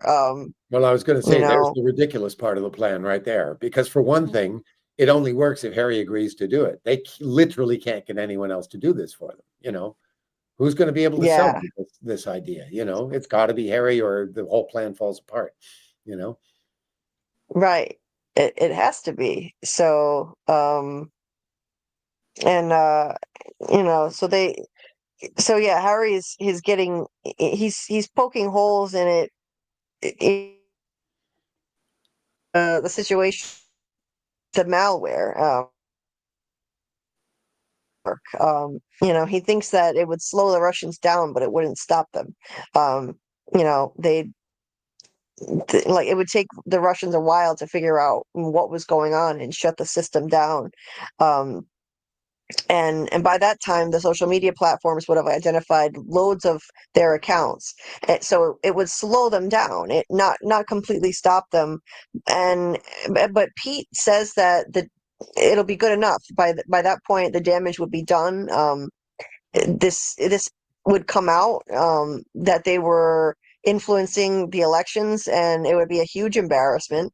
Everyone in Canada would know that most of those Cullivan sites they've been seeing on their devices were coming from the IRA. And once news would get out that the Russians were involved in a massive conspiracy to defraud the Canadian public and get Cullivan elected, if it comes from the media, Pete says, it would cause a firestorm, and Cullivan's support would just evaporate. So he thinks it needs to come from the media, though, not just have CSIS announce this to everybody. And so that they need this story to just come out on its own, and not through CSIS directly. And because they could just out them right now. CSIS knows that they're doing this. But yeah, by taking this approach, not involving CSIS, Pete thinks that it'll work better, but Harry calls it out as kind of far-fetched, and but and Pete even agrees, fetched, but it's all they've got, and Harry is all they've got. So Harry, he agrees to do it. He does ask if he could take Chantal, but that's not realistic. CSIS wouldn't go for it, and he's gonna have to sweet talk Lena, his ex-girlfriend. He can't do that with his current girlfriend hanging around. So that's that. Chantal's got to stay behind, and Harry signs on to do this for his country. And for the world, as it were, really, because this is gonna, well, I'm mixing up. In the past is where it's the world, right? So there's another operation that he signs on for. Yeah, it's the one in 1994. It's like the whole world is at stake, not just the country in that one, but we'll get to that. No, the whole world is at stake in this one. The whole world is at stake in this one? Okay. Yeah. I didn't know if I had it backwards. No. I mean, This is one, because as Pete points out in this conversation, this isn't the only country where they're doing this, and again, right. this is straight out of, real life for us today. And they're also not the only country doing it here. I mean, we've had issues with the Chinese government messing with our elections, and the Indian government messing with our elections. And they've already done a brilliant job in North America once. If they do it, again in Canada, I mean, the dominoes are going to start falling over, and like this is going to have a tremendously negative effect on international security if they succeed doing this to Canada as well. So yeah, it is kind of the whole world that's at stake here. That's right. It's not just Russia. I mean, not just Canada that Russia is messing with, in terms of spying on elections. So it does have an effect. I mean, what happens in the past with Lena is kind of small potatoes by comparison. I mean, CSIS is still very interested in her, but it doesn't have the same kind of international ramifications that this story does. Right. And Dieter, so first off, let me say hi to Football Infinity in the chat, or Football Affinity. Nice to see you. And he's watching Stranger Things. No spoilers, please, like Dieter said. A lot of folks haven't watched it yet, and we're going to be doing some watch parties. So this weekend, Dieter, on Saturday and Sunday around 10 p.m. Eastern, Dieter will stream Stranger Things until I go live on Saturday. Sunday there won't be a live, but that's awesome. And yeah, we'll continue streaming until we get all of season 1. I mean, all of the season 5 episodes that have been released, part 1, all of them done. And thank you, Dieter, for doing that. Very much appreciated. I'm not going to be doing lives on it immediately, Doc. But as soon as I'm able to watch all the episodes, I'm going to find a night to do a live, and so we can talk Stranger Things. Also, so Doc had said in the chat to you, Doug, that he said, I loved your comments about the Green Party headquarters. I'm surprised they even have a rental space. I was a chapter chair for Southeastern Mass, and there were like no funds. The state party met at a Unitarian Universalist church that I'm pretty sure they used for free for their meetings. He said, Dr. Jill Stein has a nice house, though. She has medical doctor type money. She's super nice, though. Oh, wow. Doc's met her 5 or 6 times, and she had pizza with us here in our ghetto public library. Oh, That's that's awesome. cool. Yeah. He also said, I freaking love Pete. He makes me laugh. I like Pete a lot, too. Yeah, he's great. I love his relationship with Harry. They're dynamic, and I love that after all these years, he's like things have still haven't changed. She still calls Harry kid on top of it, you know. And Harry even says like, for Christ's sake, why are you still calling me kid? I'm over 60 years old. I forget. I think he says over 60 years old. And Pete says, well, I've still got 10 years on you, so you're still a kid to me. I really like their relationship. It's He like, says, you're still a kid to it's, me, kid. yes, exactly. Yeah, It's great. It's great, and even though there was only a 10-year age difference, there's a father-son kind of dynamic at absolutely. times, Absolutely. and sometimes it manifests as tough love, and it's nice. I like their relationship a lot. And how they mess with each other, and how Pete gets under Harry's skin. But at the end of the day, there's you can tell there's some mutual affection, uh in even if it may not seem that way. And Pete, exasperates Harry to no end with his lack of information, like his um Needs need, to know things. need to know. But there's still affection there regardless. It goes both ways. And Pete too, he gives Harry a hard time, and he trashed his book, that his autobiography. But then, what did he do at the book signing when nobody showed up and nobody wanted him to sign it? He asked Harry to sign the book for him, and went up to the front and made a big show of buying a copy. So you can tell he really does care at the end of the day, which Yeah. is nice.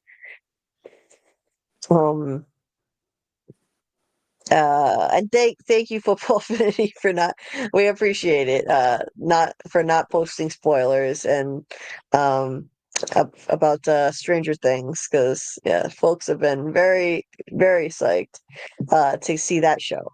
Doc said, Doug, your books have become kind of a warm and comfy place. I am attached Oh, to Harry and Pete. I kind of don't want to finish the book because then it's done. I know that feeling, and thank you. That's a huge compliment. So thank you very much, Doc. But yes, I know what you mean. I've read lots of books like that where it's like, oh, it's going to be over soon, and then what do I do? Yeah, yeah. You can get started on the So other 8 books that you want for the series, Doug. What's that? Sorry. You get started on those other 8 books. Yeah, I know. Well, there may be a third one. We'll see. If I get sufficiently motivated, I will write it. I think I mentioned this in one of our earlier lives on the first book, that there's a germ of an idea, and if I can develop it sufficiently well, I may sit down and write another one yet. I hope you do. I really hope you do. I would love to spend more time in this world. I now that I'm finally getting the time to read the book, and get cozy in this world. It is like a happy place. It's humorous, and it's entertaining, and yeah, it's like you don't want it to end, so you don't want to get through it too fast. So I know how Doc is feeling too. Just Me said, Doug, you are a great writer. reading your stuff has been very enjoyable. Thank you, Just Me. That's very kind of you. Yeah, she's an avid reader of your work. She bought all your plays too. I know. It's I think you must be my biggest literary fan, Just Me. And just me, I will get the copy of this book out to you tonight so that you can read along with us, uh, and I hope you enjoy. I'm sure you will. But yeah, I hope you continue with this series. I'd love I'd love to know like what the next title would be, what the next Shakespearean inspired title would be, if you do write a third book. That I have. That's the germ of the idea has come from the title, and it's another quote from the Scottish play, and the title is going to be Strutting and Fretting. Ah, that's right. Yes. I Which think I is had asked you that. Yeah. it's Yes. not a direct quote because it's in the speech he actually says struts and frets, but yeah, I think I'm going to call it strutting and fretting.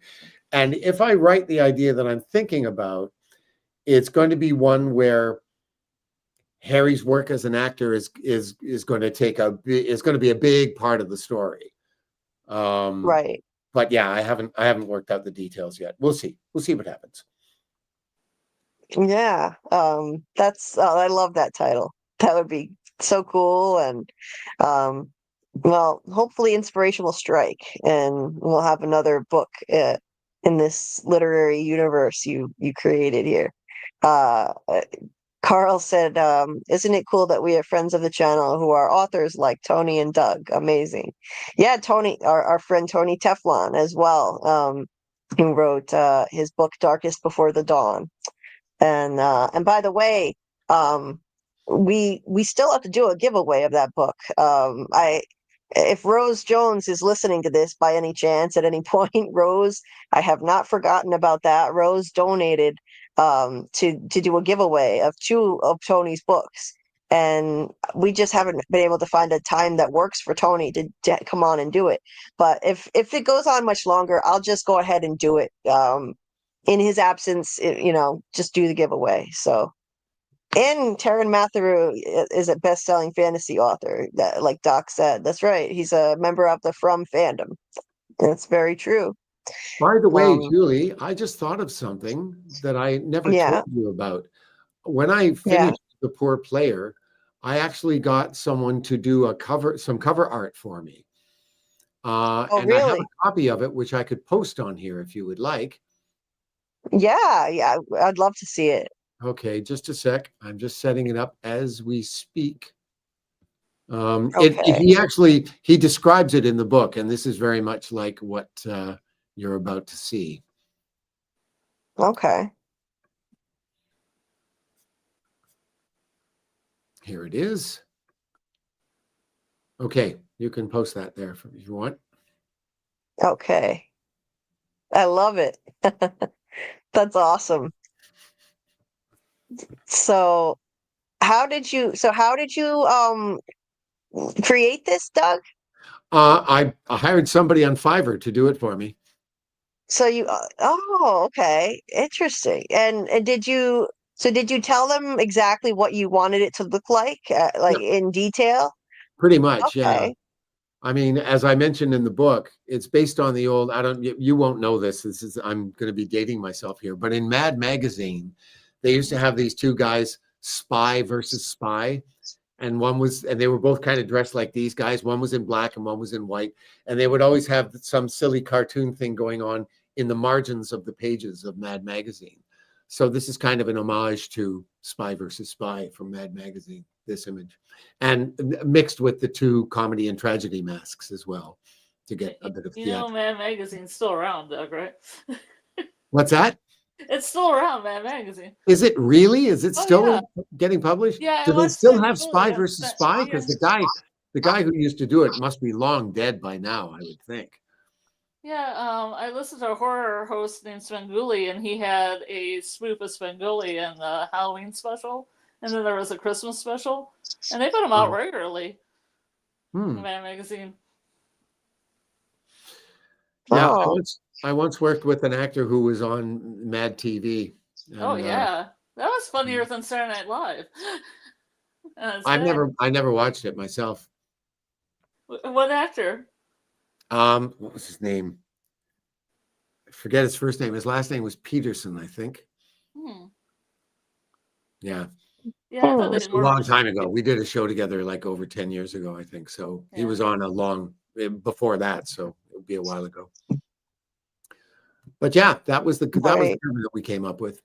So I mean, this was just kind of a work in progress sort of thing. This was just me trying to shop the book around. You know, you had to have some visuals, so this is what we got. Right. Um, well, that's awesome. I love it. Yeah, Ron I Peterson, remember yes, like that was the guy. Sorry, Amy just put his name in there. oh, okay. I remember you had shown me this once before, and I wanted to try to integrate it into the thumbnail for the Poor Player Lives, but I couldn't get it to fit into the template of the thumbnails that I always create, and I'm not very tech savvy. I always use the same template for everything, so that's the only reason why I didn't use it. But it's awesome cover art. You don't have one for the sequel book though? No, because it was harder trying to market the second book because it's a sequel. You know, it's really hard to sell the second book when you didn't sell the first one, kind of thing. So I did make a concerted effort to try and get it published, but not as much as I did with the first book, because I thought we have an inherent roadblock here in that it's a second book kind of thing. You know, if I can't get them interested in the first one, I'm kind of screwed. So I didn't get as far down the Right. process as coming up with visuals like this, because at the time it just wasn't, it was too early in the process to really need that stuff. You know. I love how you used like how this artwork uses the theater masks. What are they? Is there a name for that? I forget. Comedy and tragedy masks. So okay, there isn't like I didn't know if there was like a more specific name There for may that, be, but there may be actually. I don't know. I'd have to Google that. I think the only thing would be that they would be in Latin, like That's comedy. exactly what I'm Or, thinking, yeah, Scarlett. yeah, Yes. Yeah. yeah. yeah, I love how you used the comedy and tragedy masks on these two figures because of the connection to acting, of course, in the book. I love that. It's awesome, and the color blocking. Yeah, that's neat. I like that a lot. Yeah. Oh, hi Trace. Trace is here saying hi to you, Doug. Hi, Trace. And here's Carla. Howdy, folks, stopping by to show some Oh, love. Hi, Carla. Hi, Carla. Long Um, time no see. yeah, nice to see you, Carla. Hope you're doing well. Um, Yes, and sorry, just throwing a little Greek at her. oh, yeah. Um, and then let's see. Um,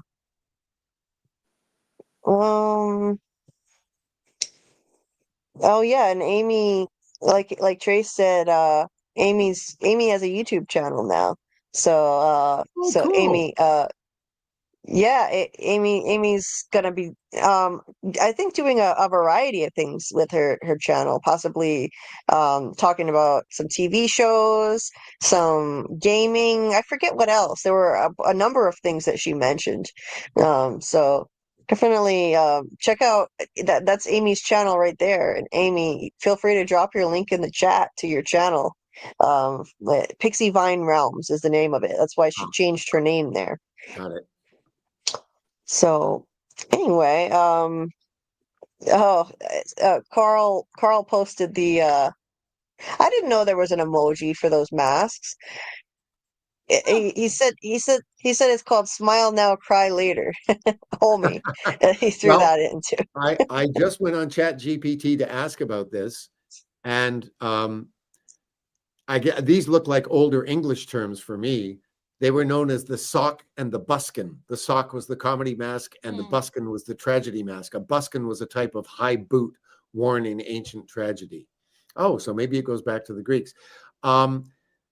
They're sometimes also referred to Thalia and Melpomene, which are two of the oh, muses. the two muses, So, yeah.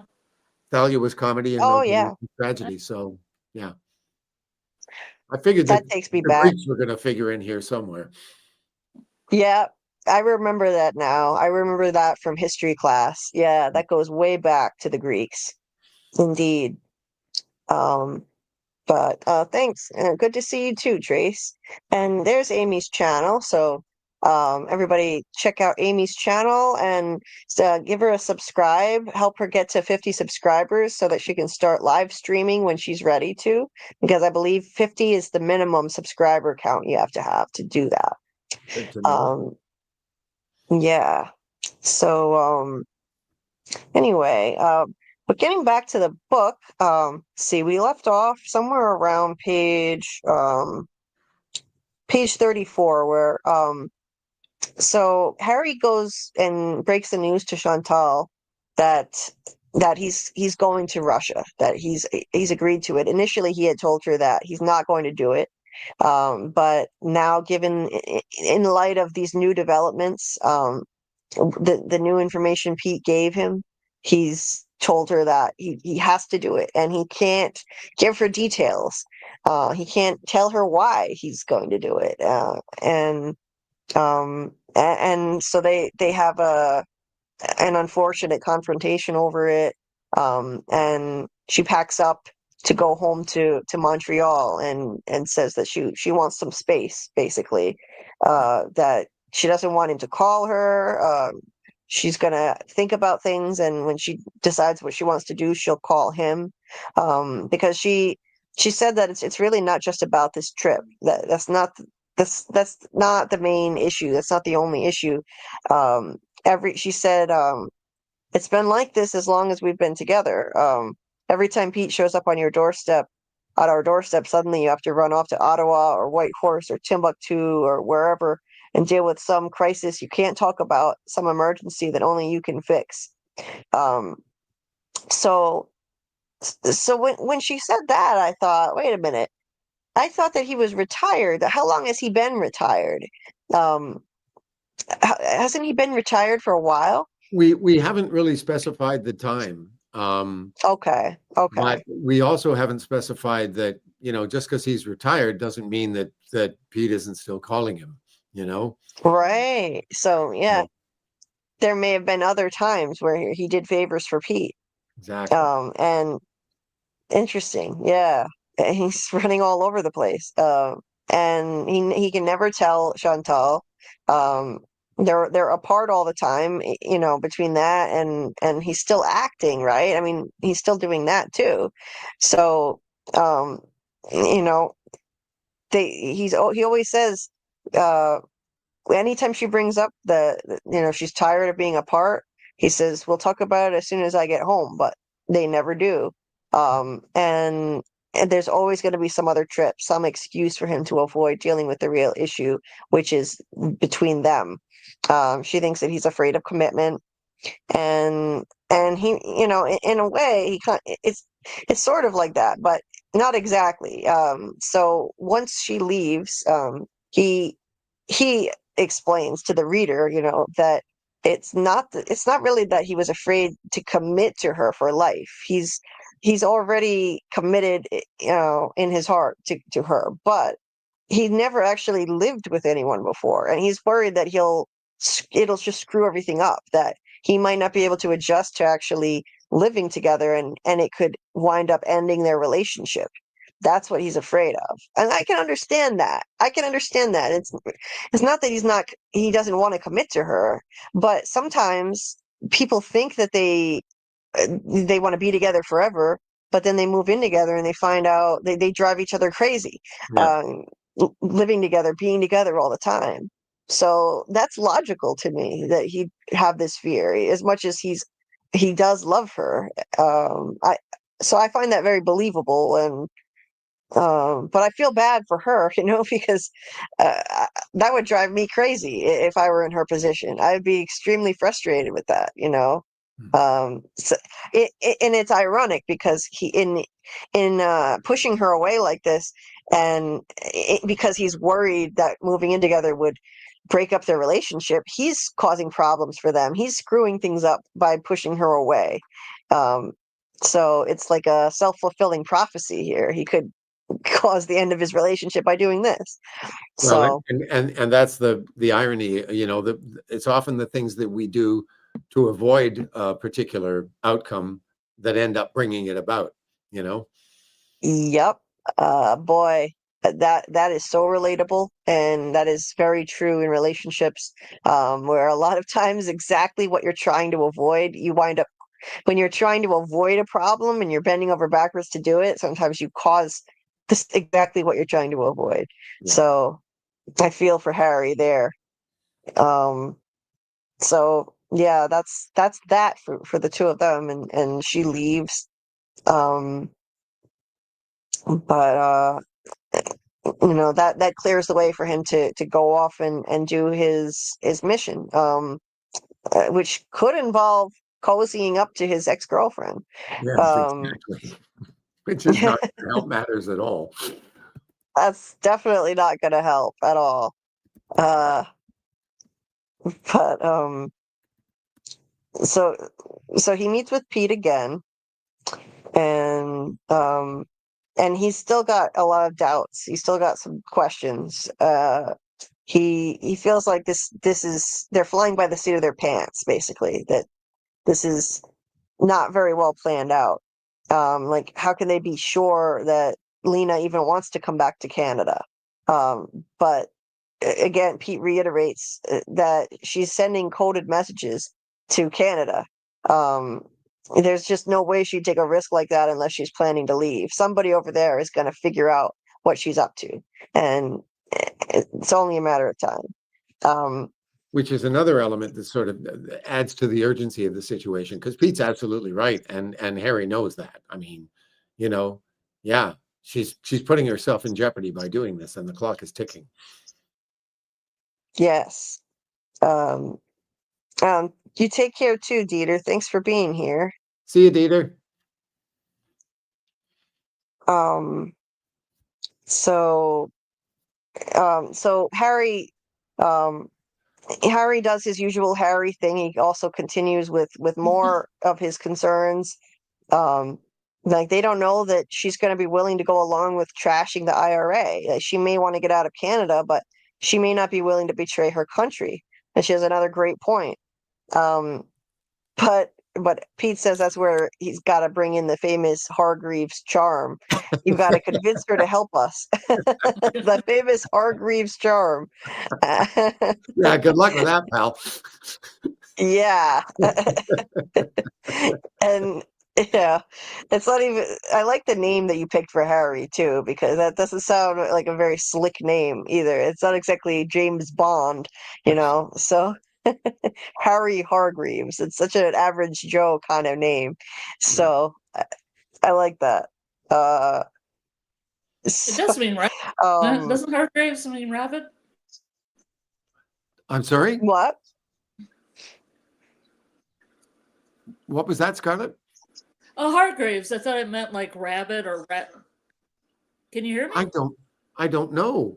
The last name Hargraves means like rabbit warren, like the like overseer of rabbits or something like that, or a rabbit I didn't farmer. know that. No, I just I had a chose friend it. that had that last name. We looked it up. It was really interesting. No, I just picked it because I like the alliteration, Oh, I thought it Yeah. was like a rabbit because a rabbit's tricksy, like a trickster. No, but that's what I'm going to tell people from now on. So thank you for that. Yeah. It's a happy accident. I love alliteration too. It just sounds good. So, um, so anyway, so basically Pete says you've got to be prepared for anything and do anything, whatever it takes to convince Lena, even if that means sleeping with her. So that'll torch his relationship with Chantal if he has to do that. Absolutely. He's got such a strong conscience. I don't think he'd be able to live with the guilt if he did that and kept it from her. Well, So we'll find out, won't we? yeah. Um, hey, AAMM. Happy Thanksgiving to you too. Um, And Justin, hey, nice to see you. He said we love the Hargreaves charm. Hey, Justin. Um, so uh so Harry wants to know how to communicate with Pete while he's over there, and basically you don't. He can't use his phone for anything other than personal calls, and even then he's got to be careful because they're always listening. Russia will be tapping his phone. They have to assume that. He's just got to be he's just got to keep his head down and pretend he's doing his little promotional tour for his book as an author, um, and don't and he can call Chantal if he wants, but other than that, stay off the phone. Um, and if he has an emergency, so this is a scary situation he's going into. There's no consulate in St. Petersburg. There's no American consulate to protect him, to go there for help. All they have is a visa application office, and but Pete's been in touch with them. They know that Harry's coming to town, and if he needs to get in touch, he says to call him at his literary agency and say the code. There's a problem with the translation.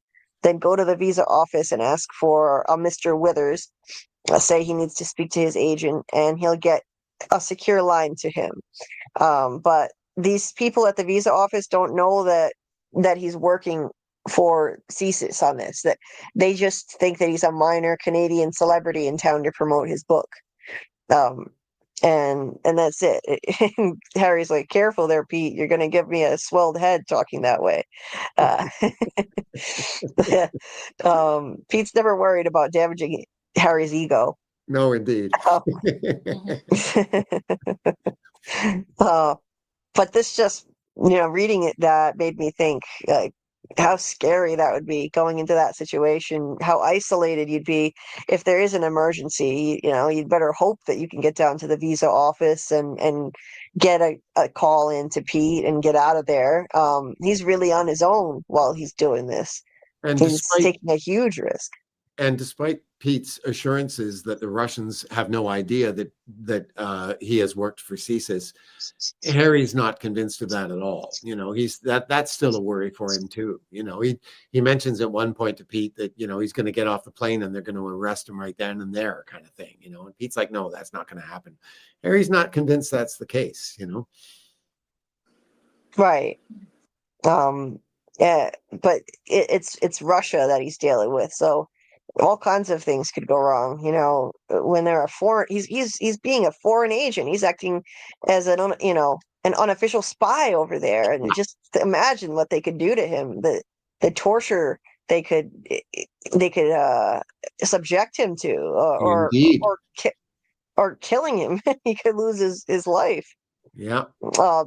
So you definitely picked a premise with high stakes for this book. I like that. The stakes are extremely high dealing with a country like Russia for a spy operation.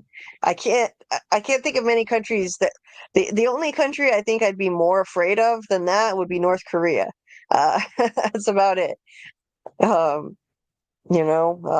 Russia, second scariest.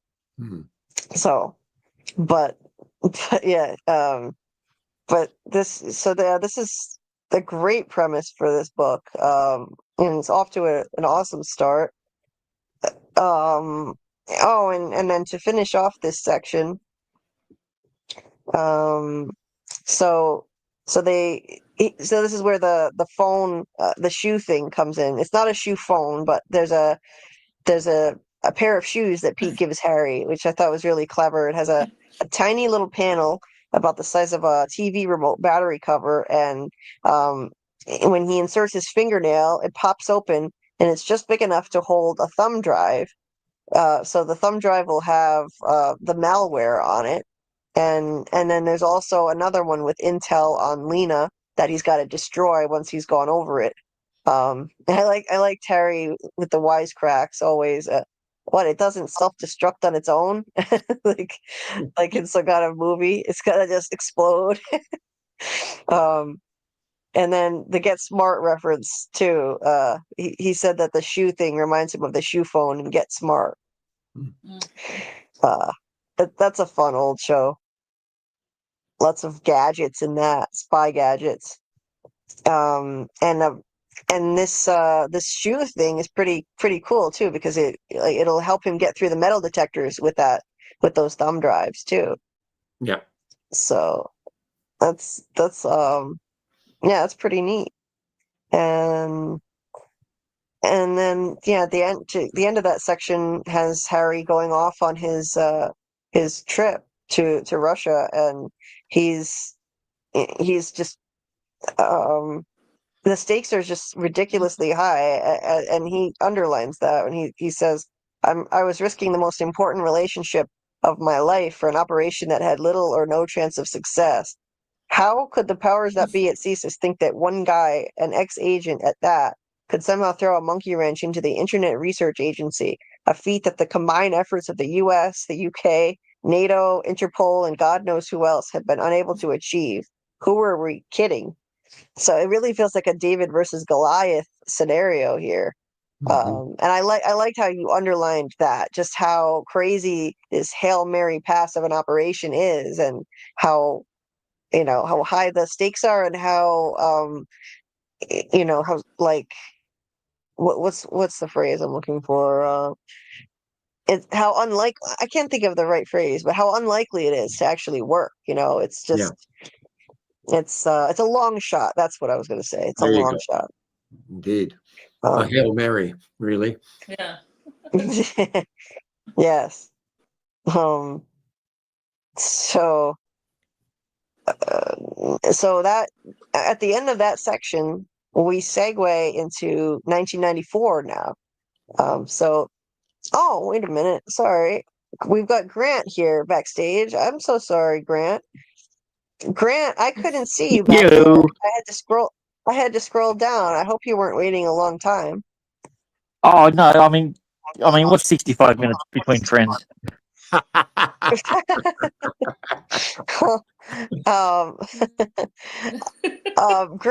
Grant, I don't know if I don't remember how I sent you the copy of the Poor Player before, so I don't know if I don't think I got you a copy of this book. Did I? No, you're lucky. Yeah, but I've actually got an in with the author that he sent it to me himself. So, Whoa, good. That's right. That was a while ago. Awesome. So Grant, did you finish the whole book already? yeah, I did the first time through. I'm on my second read through now that you guys are doing it again. I haven't done the second book though. Nice. So.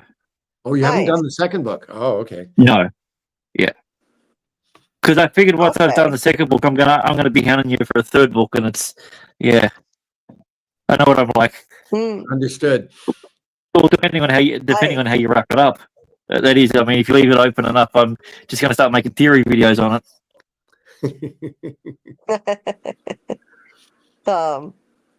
Grant, what did you think of the premise of the sequel book? What did you think? Any initial thoughts?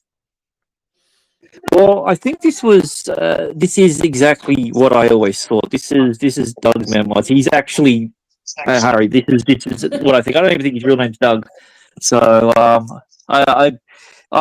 convinced, because it was just like when I was reading it, I was just like, this was just like the interview. This was so cool. Like, so now I don't know what's real and what's inspired. But no, I love it. I love the relationships. I love the realness between two people that are betraying each other, but are also hurt by the fact that the other one's betraying them as well. Mm-hmm. So I can enjoy a lot of the character work, and also if you start off your book with the first time with a swear word in it, I'm a fan. So Right. Yeah, I feel the same way. but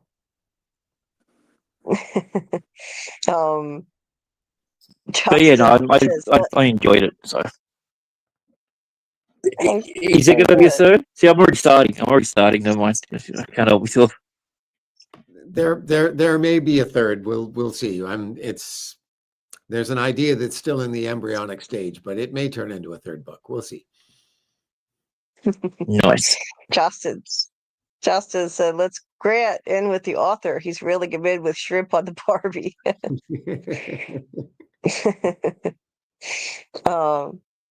Doc's yeah, made a comment here in the comments about how I'm really CSIS, and I have to tell you, the friends of mine who may not necessarily have read the book but have had it described to them, that's the first thing I get from them. You know, it's like, oh, so like you really are. It's like, just read the book and you'll realize how patently unlikely that is. yeah. I don't know. I could picture you doing half the things that Harry was doing in the 90s. You know, I could see it. No, but the thing that would never happen would me be getting hired by CSIS in the first place. From the research that I've done, I can guarantee you that alone would put the kibosh on the idea. So, Which is the perfect cover for someone working for CSIS, see? well, that's why Pete hires him in the book, which is fictional. Did you do air quotes when you said fictional then? No, I did not. Or is I was getting demonstrative with my hands. Anyway. Yeah. You know you're gonna get that inevitably though. You're gonna get this. Are you really a spy? This is exactly what someone who is a spy would say. All that silly stuff.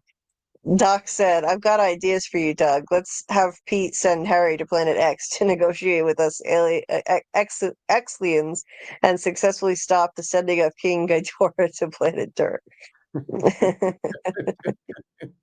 Well, there's a premise. So in the next section, we're in 1994, and so you've got the same format again for this book, which I really enjoyed the first time around, where you're going back and forth between the present day and a time in the past where Harry had an operation with CSIS that he was doing, and this goes perfectly with the present storyline, because now we're going to learn at the same time as we're following Harry on this journey. In the present, we're going to learn about his past with Lena and what exactly this operation was that he was doing back in '94 when he met her and they wound up dating, and how did this all begin? That'll give us some good context for what's happening in the present. So I wasn't surprised when you did that. I was kind of expecting it, like, okay, I bet we're going to go back. When you alluded to this op in 1994 when he met Lena, I thought, okay, so we're going to go back in time again. And I was really glad that you chose to do that. Yeah. And did you already have that in mind? Or was that something that you've gone, oh, I've already said it, I can now use that?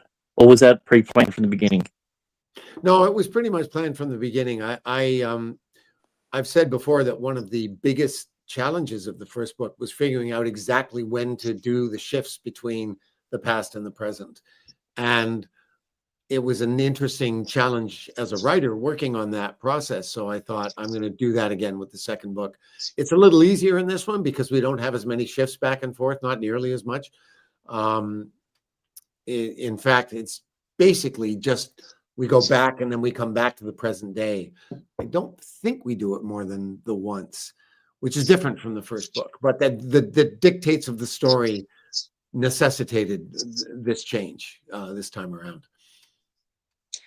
Right. This time, there's a whole new operation going on in the present, whereas in the first book, Harry was the main part of the action was in the past.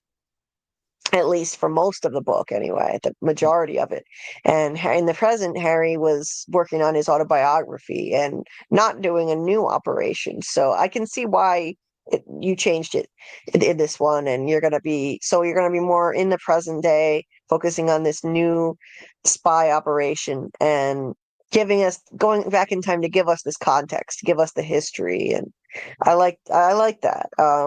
But the thing the two have in common is that in both Mhm. cases, and this is why I liked using this format, what happens in the past has a direct effect on what happens in the present. Like ghosts of the past are getting called up all the time in the present because of what happened in the past. So the two books share that thematic thing, you know. Mhm. And when you opened the section in 1994, you mentioned Harry had just returned from a 2-month-long gig at Jerry's Dinner Theater in Red Deer, Alberta, um, Mm. where he'd been appearing in Bushwhacked, a tedious cowboy-themed bedroom farce written by some prairie playwright I'd never heard of and would likely never hear from again. I'm guessing that's a real thing that you did, Doug? No, it isn't. Oh, It isn't. But you know, really? initially when I was writing the book at the beginning, Pete's meeting with Harry didn't happen when they were shooting a film version of his, heroics. It happened at that dinner theater. But then I came up with the idea of them shooting the movie, and I thought, oh no, that's much more interesting. So I decided to do that, and then I plunked this in the past instead, just to get it into the story, because I thought it was kind of a fun setting. Okay. Yeah. Yeah, it is. It's And kind of loosely based on another dinner theater company in Alberta. It's in a little town called Lacombe, and it's called the Cow Patty Dinner Theater.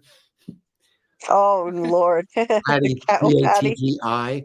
And they've done a production of Whose Underwear. I don't know if they've done any of our other plays. I can't remember, but yeah, that actually does exist. So this was kind of loosely based on that. I've never been there, but yeah.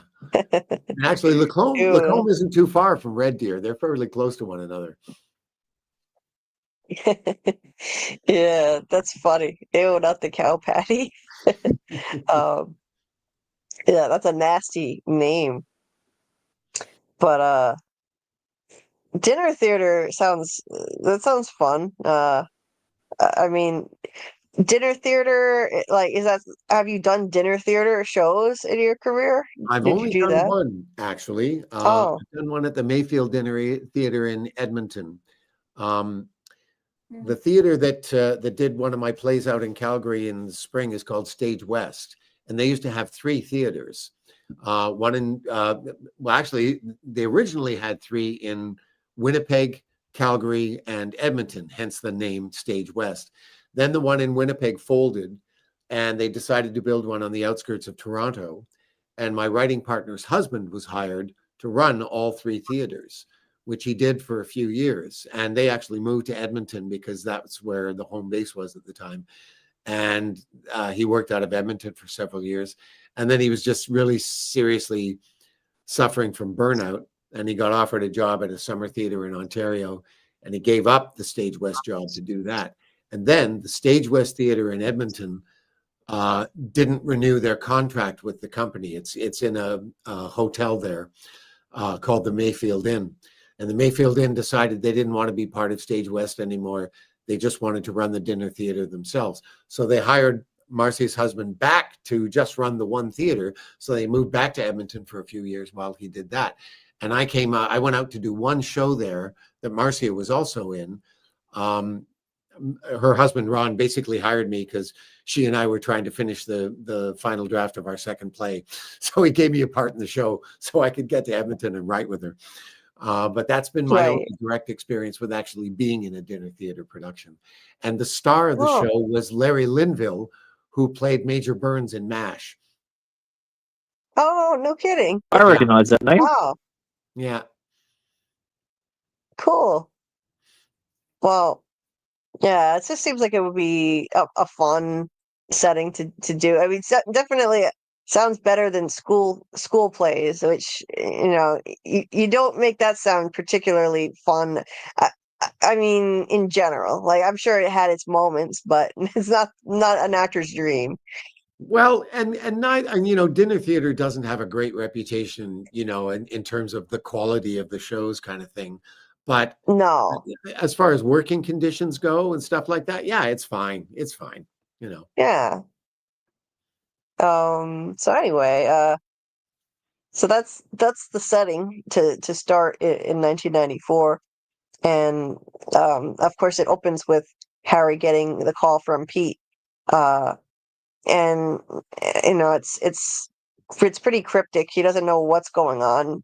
Pete just gives him very little notice early in the morning and says he's picking him up, and takes him down to meet a bunch of guys.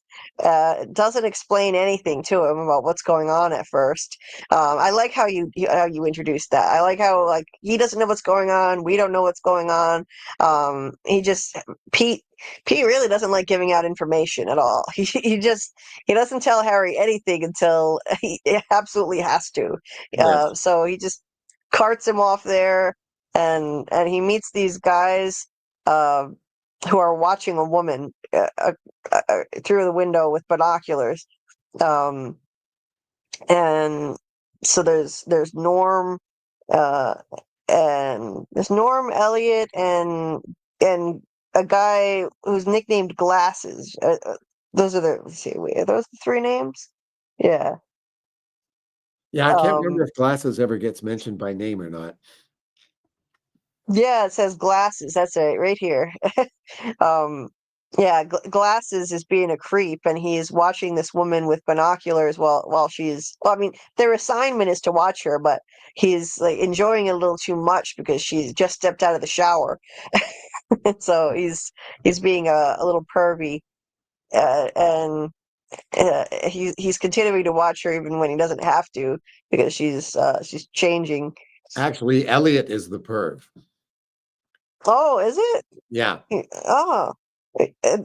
Oh, but then Glasses says I've got a much better angle on her over here. So Yeah, he he's just does that to get him away from the binoculars. And then as soon as Elliot oh, comes over, okay. he turns off the TV monitor so Elliot doesn't get to see what Glasses just That's right. promised him.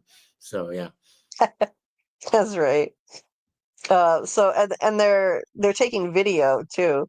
So they're watching this woman, and we find out that it's Lena, and she's she and her husband were arguing, uh and the whole thing is pretty comical. They were yelling at each other. Uh, so this guy Steve says they were bitching at each other the whole time before he left. She found a pair of panties under the bed that didn't belong to her, and Elliot's like, "Did we get any video of that?" He's like, he needs a cold shower. Uh, Pete tells him, "Go get Jesus Christ, go get some therapy or something." Um, and then so they they're introduced to Harry, and they Pete shows the Harry the image of this woman. Says her name is Leslie McKinnon, also known as Lena Pavlova. So that's her alias, Leslie McKinnon. She's an agent of the Russian GRU, and she's posing as a Canadian citizen to to gather intel for them.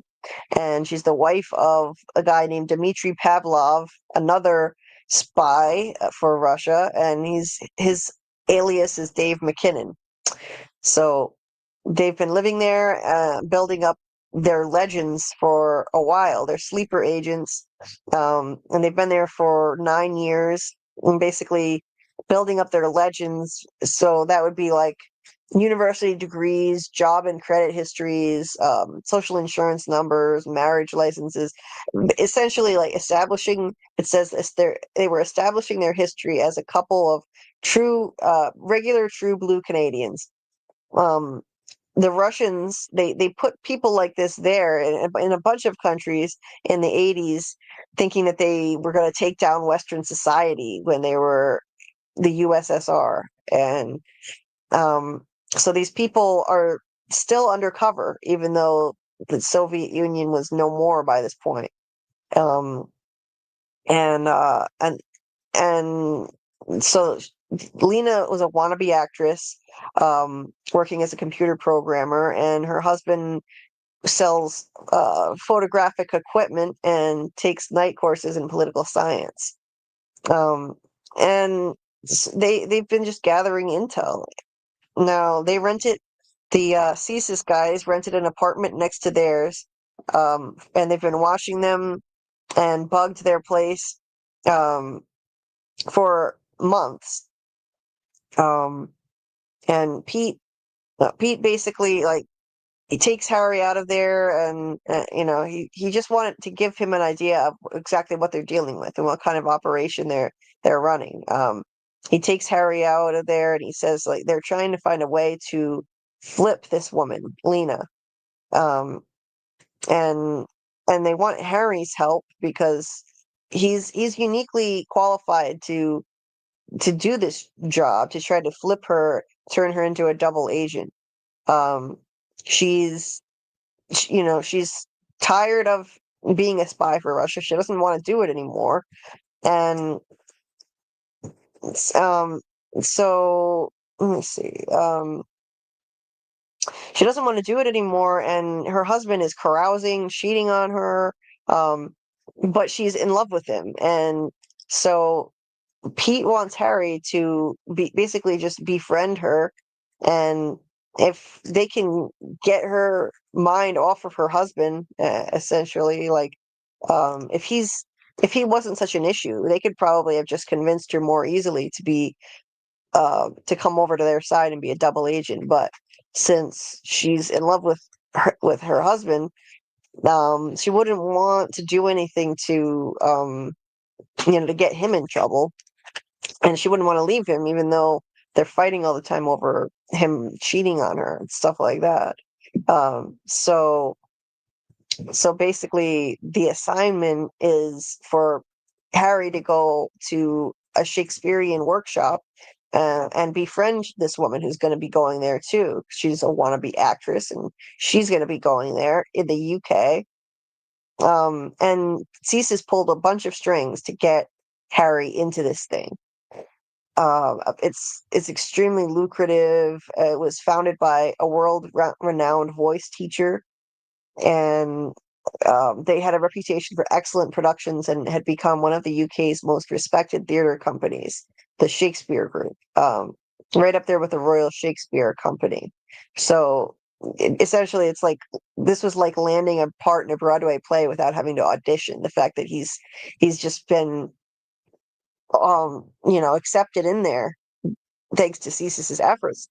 Um, so I'm assuming, of course, this is a real thing. I had never heard of it, but I'm sure that's the Shakespeare Group is an actual theater company. No, And no, this no? is a fictionalized version of a company called Oh, Shakespeare and Company, which are based in Lenox, Massachusetts. And they have these okay. annual month-long workshops, which I think they're still doing, usually in January. And I took one of their workshops back in 1983 at Wellesley College, because it was for Oh, the month of okay. January when all the co-eds were off on Christmas vacation, and they would use the college while it was empty to have their workshops there. But I wanted to put some, and the woman who started it was Kristen Linkletter, who was a world-renowned voice teacher. And the company Yeah. still exists in Lenox, and they do summer theater. They have this beautiful mansion there that's where they all live and work, and the shows are open air shows that happen in the sort of backyard area of the space. And I went down a couple of years after I did the workshop. I went and saw a show at Lenox. I think they did, I can't remember. It was one of the comedies. Can't remember which one it was. Anyway, Yeah. so yeah, it's all sort of loosely based on that, but I wanted to take it as far away from where it actually happens as possible. And so England seemed like, being a Shakespeare company, I thought England would be a better place to do it. So Right. Oh, okay. I knew it had to have some basis in reality. the physical And descriptions of the place, I mean, I mhm. describe Oxford, so I mean that's just Oxford, but the buildings and all that stuff, that's very much from like my experience at Wellesley College. Right. Um, well, that's yeah, um that's so, I mean, for Harry, that's got to be it's surreal that he gets to actually do this, and he didn't even have to audition. And he's still doing things like dinner theater. So it's an opportunity of a lifetime that just landed in his lap. Um and uh yeah, like, it says he had mostly done school tours and forgettable summer stock productions of hoary old chestnuts written back in the uh, pl- Pleistocene era. I don't know if I'm The Pleistocene era. Pleistocene. yeah. Uh, so this is pretty big for this to land in his lap. Yes, indeed. And I will say that the Shakespeare and Company workshops were not that difficult to get into, but they were very expensive. I had to take out a loan when I went. The time I went, I tried to get a grant from the government to go, and I didn't get it, so I had to take out a loan. wow. Yeah, but it was worth it. It was, as far as training goes, it was the best thing that I've ever experienced in my life as an actor. So That's awesome. yeah. So so you did a nice, like a shout out to them, as inspiration for this Shakespeare group in this book. Then that's cool. It sounds like an amazing experience to work to be able to be part of that. It was awesome. It was really great. And hi Scott. Nice to see you. Thank you so Hey, much Scott. for the support. Please hit the like button. 16 likes. Thank you so much. It does help people find the stream and it's free, so it would be much appreciated if you hit the like. Comment after the video. Once the video goes up, just jump on there and just say that you watched it or your favorite part or anything, because that really helps. Yes. If you write a comment in the regular comment section, it really helps with the algorithm too. Thank you so much, Justin. We will hit the like. Thank you for such an amazing stream. Thank you, Justin. So you're awesome. Thank you so much. He said that's amazing, Doug. How powerful a moment. Yeah, it was really quite life-changing, to tell you the truth. And it was, and it's funny because I don't remember exactly what it was about it that made me feel such a deep desire to go in the first place. The year before I went, there were a bunch of Canadian actors that just by luck, there happened to be a whole contingent of Canadians that went down and did it. And many of them were actors that I knew. And when they came home, they were just singing the praises of the place. And I left theater school after my second year. And so I really, really felt like I could use some more training. And this was about 5 years after I left school when I went down and did it. And it just turned out to be really kind of perfect timing in terms of where I was as a person. And, I had a little professional experience under my belt and all that. So it was just a confluence of really great circumstances that made it a really worthwhile experience. Nice. But it was super expensive, you were saying. Yeah, I think it was about $3,000 American, and this was back in the early 80s, so it was not cheap. Yeah. Could have bought a kidney for that.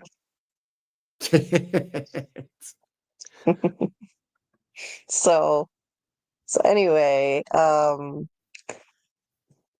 so Pete says to Harry, your mission in Oxford, whether you choose to accept it or not, is simple: to become her best friend.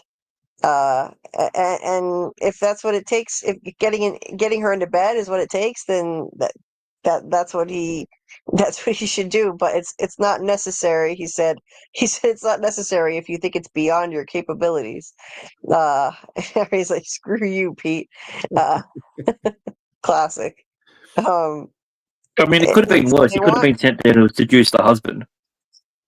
Indeed. Yeah. So they want Harry to get close to Lena, gain her trust, get her to open up to him about her plans, and then turn her into a double agent. She's lonely. She's fed up with her life. She just wants to stay in Canada and pursue her career as an actress. And if it wasn't for her attraction to her husband, she'd be begging to become a double agent. So Harry's got to convince her to dump the guy take this opportunity to have the life she really wants and just be an actress, and be a double agent for CSIS. Harry, of what are you course, has drawn to? major Sorry, misgivings. Hmm. what are you drawn to create a character like that? Because obviously you're not a Russian spy or a female, that we know of for either of them. What does it take to put yourself in to be able to write for that character?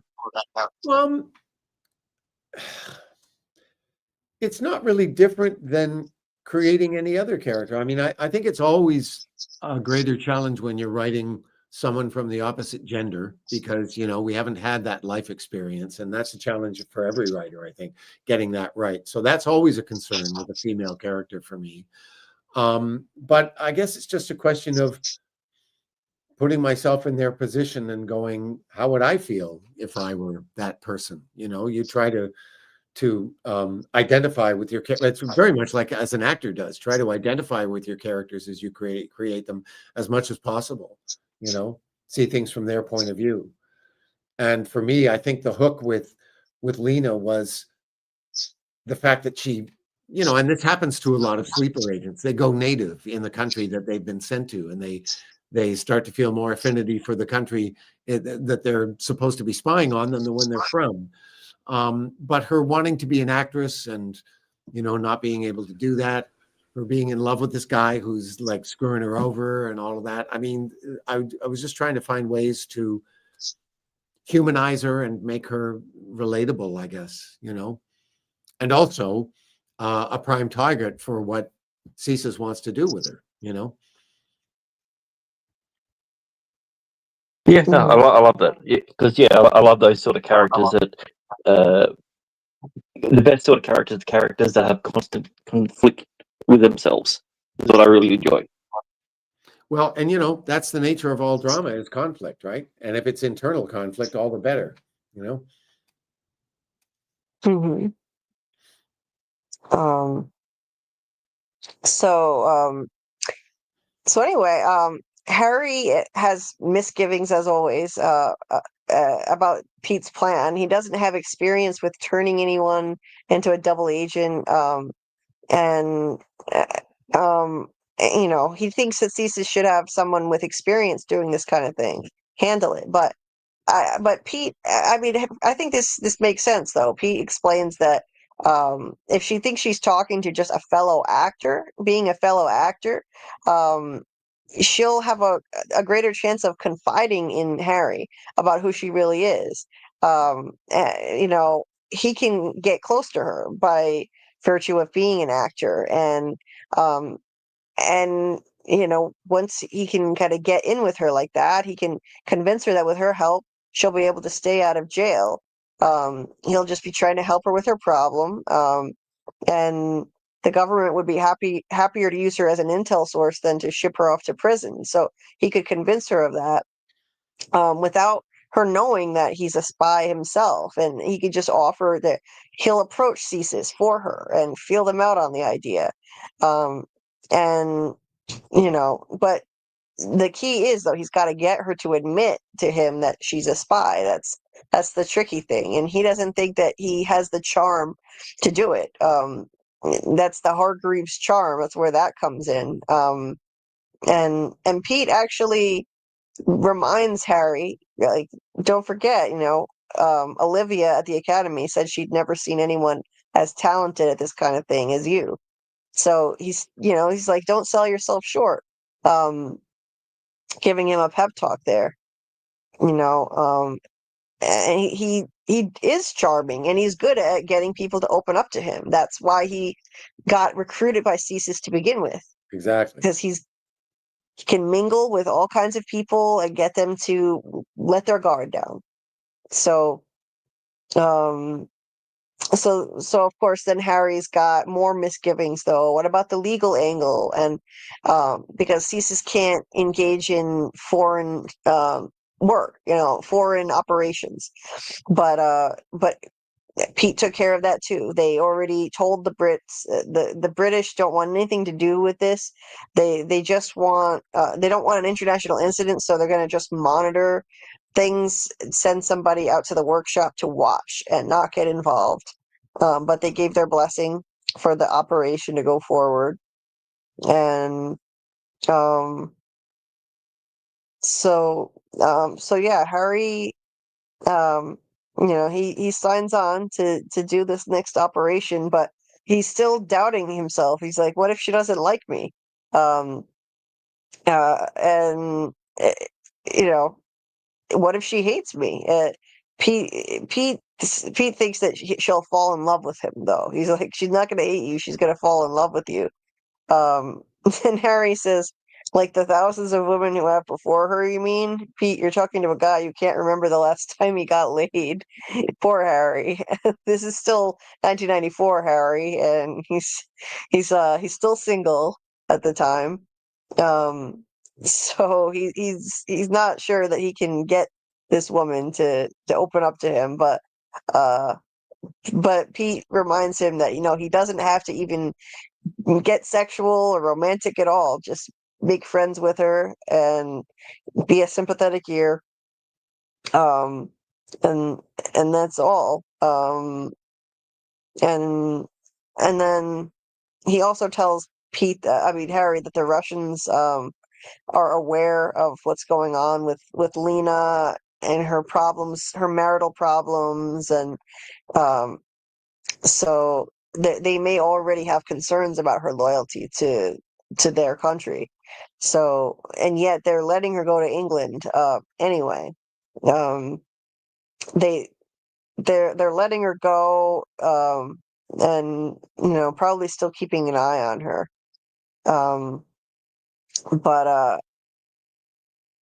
But yeah, Pete says that he'll keep his ear to the ground, and he'll let Harry know if there are any developments with the Russians and what they find out. And I loved this part.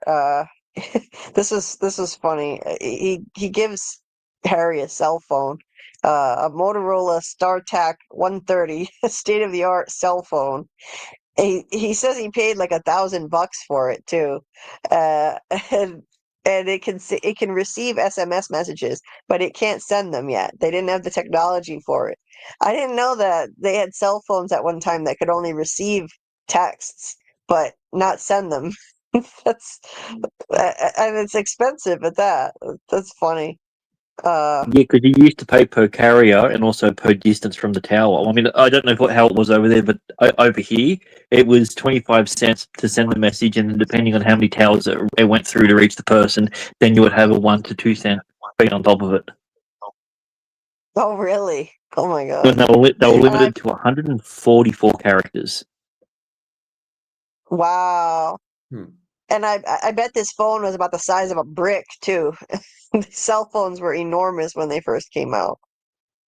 Uh, Well, these ones weren't that big. They weren't like the big Motorola monsters. Those things were ridiculous, Oh, the old yuppie phones. Yeah. yeah. So, uh, but Harry can't even call Pete on the phone because it's not safe. He can receive text messages from Pete, but he can't call him. Like it's not secure.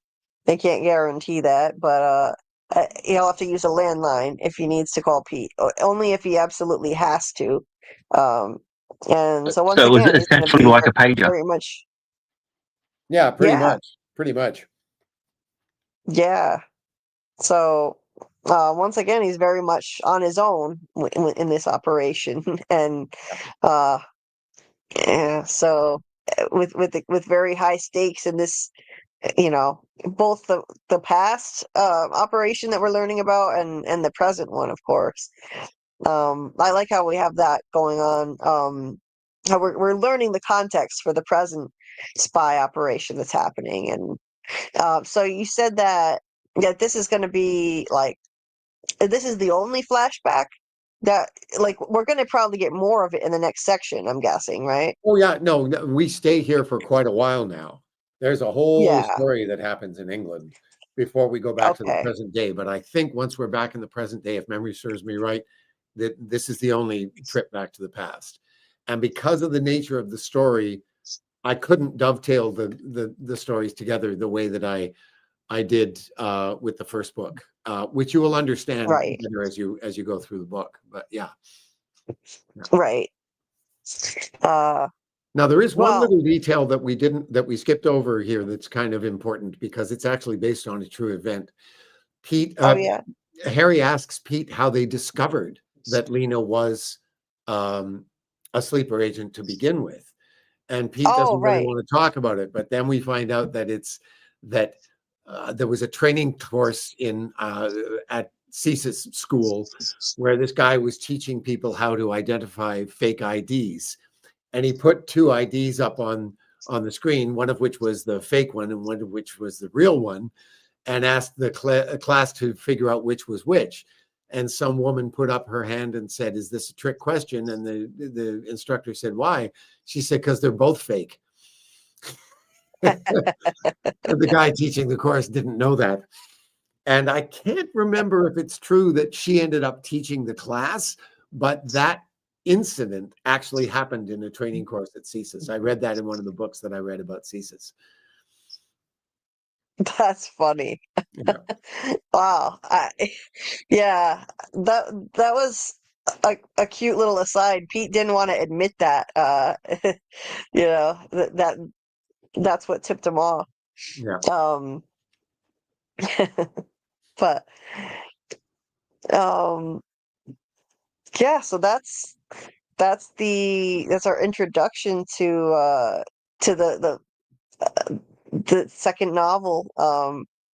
And I think it's off to a great start. I really like the premise, the current spy operation, and now like learning about how he met Lena in the first place, and um, in both cases, he's going into an extremely risky situation and without much support at all, pretty much on his own.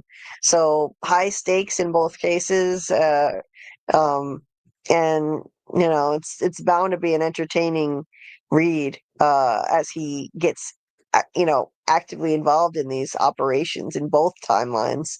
So and it's already entertaining, just the lead up to it, the initial prep heading into these operations. So I looking forward to seeing where this goes.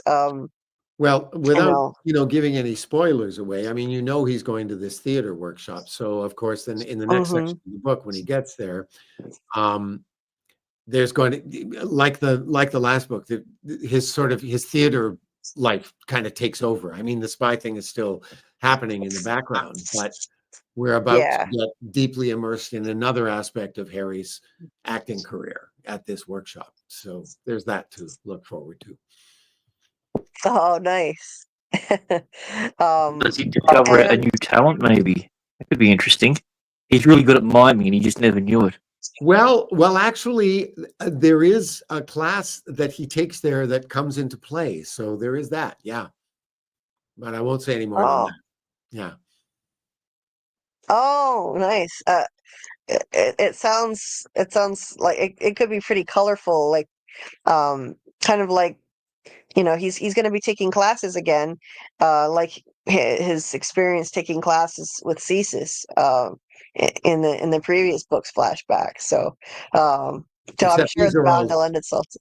these are all acting classes, so it's it's kind of like home base for him, and most of Yeah. that stuff is taken directly from my own experiences at the Shakespeare and Company workshop, fictionalized of course, but yeah, and some of the people in Oh yeah. are like that too. Oh, that's awesome. So more autobiographical content disguised in this in a spy novel. Love it. I Yeah. love how you do that. Um, that's awesome. And what pages have you figured out what do you think the next section should be for Yes, thank the you for next live? reminding me. I just closed it down, but I'll open it up again. I believe this next section goes to 118, if I'm not mistaken. I think that was the next cutoff point. Let me just double check that. Oh, I went too far.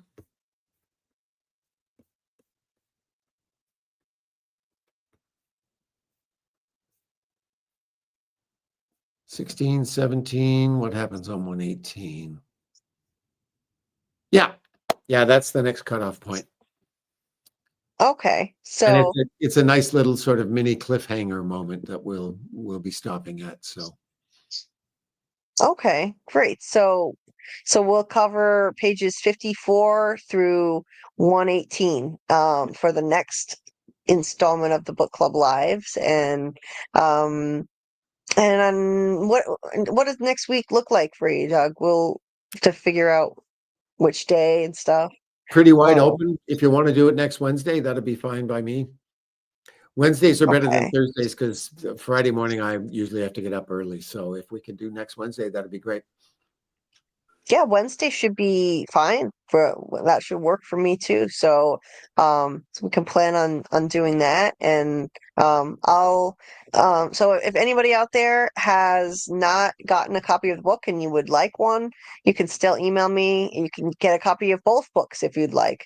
If you don't have the Poor Player, I can email you that too. But if you'd like a copy of either book or both, you can email me at JulieBDeepDives@gmail.com or send me a message on Discord. That's another way I can send you a copy. And I'll get one out to just me when we sign off. And so yeah, anyone else who's interested, just hit me up. My email is also in the description of this video and my Discord link too, so you can contact me either way. And yeah, that'll be fun. Looking forward to the next installment. And with that, oh, Doc says, I look forward to these. See you all soon. Talk to a lot of you later. Have a great turkey day and sweet nightmares. Happy Thanksgiving, Doc. And it's 2 a.m. on the East Coast, so we better we better sign off for the night. Yeah. Thank It's you for way being past such my a bedtime. Thanks for being such a trooper, and waiting, Doug, with the delayed start time. Um, Appreciate it, and uh, happy Thanksgiving to you too, Scott, and everybody else. Hope everyone enjoys their Thanksgiving. If you celebrate it, if you get some time off from work, have a nice restful weekend. And we'll be back. Um, Friday night, I think we're going to be doing From Academy. I'm pretty sure at 12:30 a.m. Eastern. So we'll be back with Doc for From Academy, and I think we're going to be doing the Music Box Monster theme, uh, but we'll keep you posted if that's changed, if that changes in any way. Love you too, Justin. Thanks for being here. So nice to see you, and hope you enjoy your weekend. And yeah, and yeah, it's a good thing we didn't do this. I hope you can. It's a good thing we didn't do this Thursday, Doug. I hope you can sleep in tomorrow. Make up A, for the. a little bit. I do have to get up and do some stuff tomorrow, but not at the crack of dawn, so I'm good. Okay. Well, glad you could Yeah. stay and break this down with us, um, and if you have a good night. And oh yes, okay, yes, we are doing From Academy. Friday is the theory for the Music Box Monster. So we'll be going over theories for the ballerina Music Box Monster. Um, Good night, Scott. Good night, Amy, Good night, Amy. Good and night, Amy. everybody else in the chat. And thanks for popping on, Grant. It was really nice to have you with us again. Yeah, the only reason I was able to do it is we've had power outages here the last 2 or 3 days from severe storms, so I didn't end up having to go to Oh, work, and we just got power back on, and I was just like, well, I got my phone, I'll just jump on for a couple of minutes, and it feels like it's been forever since I streamed with you. I missed you. oh, we missed you too. So anytime you find yourself with available time at all, I know your schedule is different, but you're always welcome to join.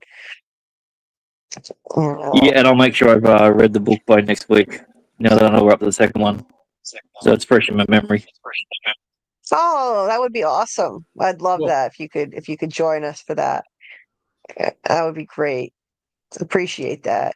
And and Scarlett, thanks for being here as always, and hope everybody enjoys their day tomorrow. Yeah. And we'll see you all Yeah, next sorry week. my connection's horrible. No, it's okay. You sounded all right to me. Hmm. It's a little like the timing is a little off at times, but it's not that bad. So I had to move it so to we'll, where the plug is, and it's not good where the plug is. I find. it's all right. It's okay. Thanks for being Oh, well. here, and we'll be back for From Academy at 12:30 a.m. Eastern Friday, and more story time with Doug next Wednesday at 10 p.m. Eastern. And I'll be doing my Welcome to Derry episodes 4 and 5 breakdown live Saturday night at about I'd say 11 p.m. Eastern Saturday for Welcome to Derry. And then we will do our watch party Sunday night when it drops at 9 p.m. Eastern as usual. So if you want to watch with us, you can watch in the Discord as always. And other than that, that's pretty much it. So have a good night or a good day wherever you are in the world. And we'll see you next time. Good night, Good night, everybody. Doug. And So thank you yeah, for having me. Good night, And Doug. happy Thanksgiving to all of you. Good night, Doug. Take You care. too. I mean, a month ago. Good night. Yeah. And that's gonna be it for me too. I gotta go Yeah. eat. Once again, it's 1 a.m. and I haven't eaten, so I'm gonna head out. You need to go But out into the night and find a victim, Julie. Count Julia. yes. Count Julia needs to go find her Down victim the for the alleyways of the night. hard streets of Iowa. I don't know what city name you're in. Yes. What Yes. city are you in? Esterville is the name of the town. The hard Yeah. streets of Esterville, Iowa. Yeah. It's a very small town. It's a very small, sleepy town. Um, yeah, hope everyone enjoys your Thanksgiving if you celebrate it, and then we'll see you Friday night. And sometime I think Tuesday night we'll do our Pluribus live. Yes, We'll right. do that. We'll do that Tuesday night for episode 5. I'm guessing they're not going to drop episode 6 until Thursday next week. That's I some hope. weird So time. yeah, let's hope they don't drop it till Thursday next week.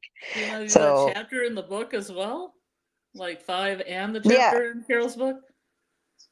yeah, we'll do 5, and we can cover the chapter in Carol's book too. That's available on from Apple TV. I'll post that link in the Discord. I forgot to do it, but it'll be in the Pluribus channel in Discord if anybody wants to read the book, the chapter from Carol's book that Apple put out. We'll cover that next week too, on Tuesday. Okay, I gotta get going now. The But metaphors. yeah. So anyway, thank you, Amy. She said, "Feel better, Julie. Hope your pain subsides." Thank you. I'm gonna go try and take care of my pain right now. Nothing is helping right now. I gotta tell you, nothing that normally helps is helping me. So I'm getting really demoralized, to be honest. So, but I'm not gonna. What can I do? I have to keep going. I have to survive. So I'm gonna keep trying. So I'm gonna go try and take care of my pain and get it under control now, and eat something. But anyway, have a good day or a good night. On that cheerful note, have a good day or a good night to everybody out there, and we'll see you next time. Gobble, gobble, everyone. Gobble, gobble. And half expecting the screaming goats. Oh, the goats are downstairs.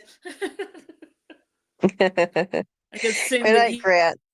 Eat Me song from Adam's Family Values. Well, eat me. Eat us before we finish this song. Good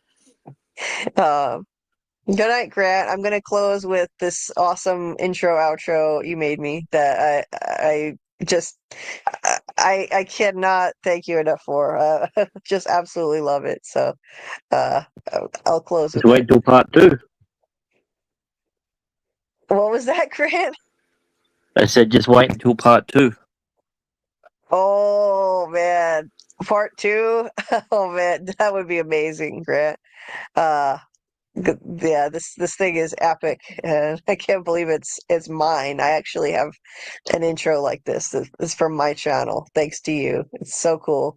It's You're so very welcome, catchy that Doc. it's in it's in my head all the time. It's so damn catchy. It's like a bop. It's amazing. So anyway, I'll close with that. Even though this was not a from live or a TV series related live, we still did a deep dive into something, and this is the deep diving intro. So with that, good night, everybody, and we'll see you next time. We deep dove into Doug Hughes. Yes, we did. All right. Good night. Love you, Doug. Gobble gobble. Yes, we love you, Doug.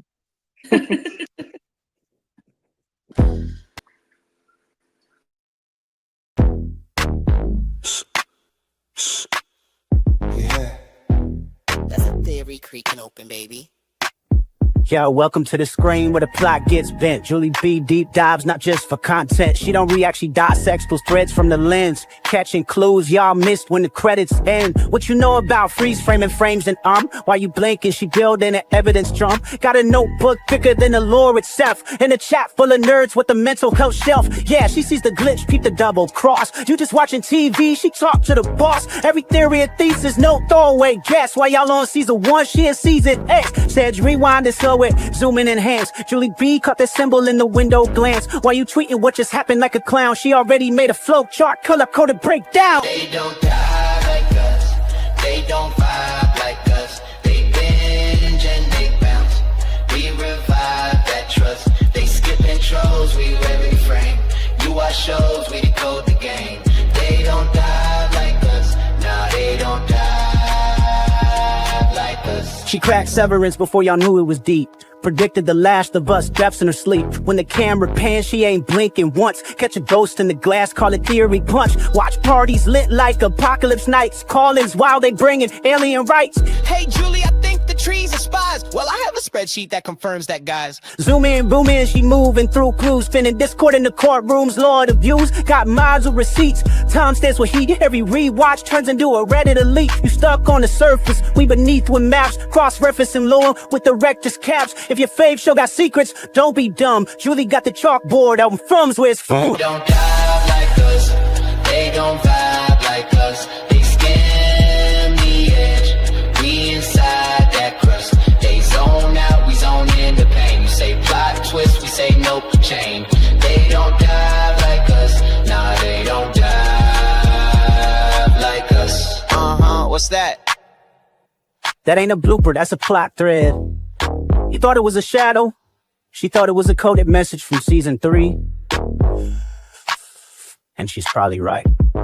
Step this way if your mind's unbent. Step that way if your theories pay rent. Say Julie B, deep dive queen. Now zoom, scroll, theorize, pull. Ain't no rabbit hole safe once she got the cloud.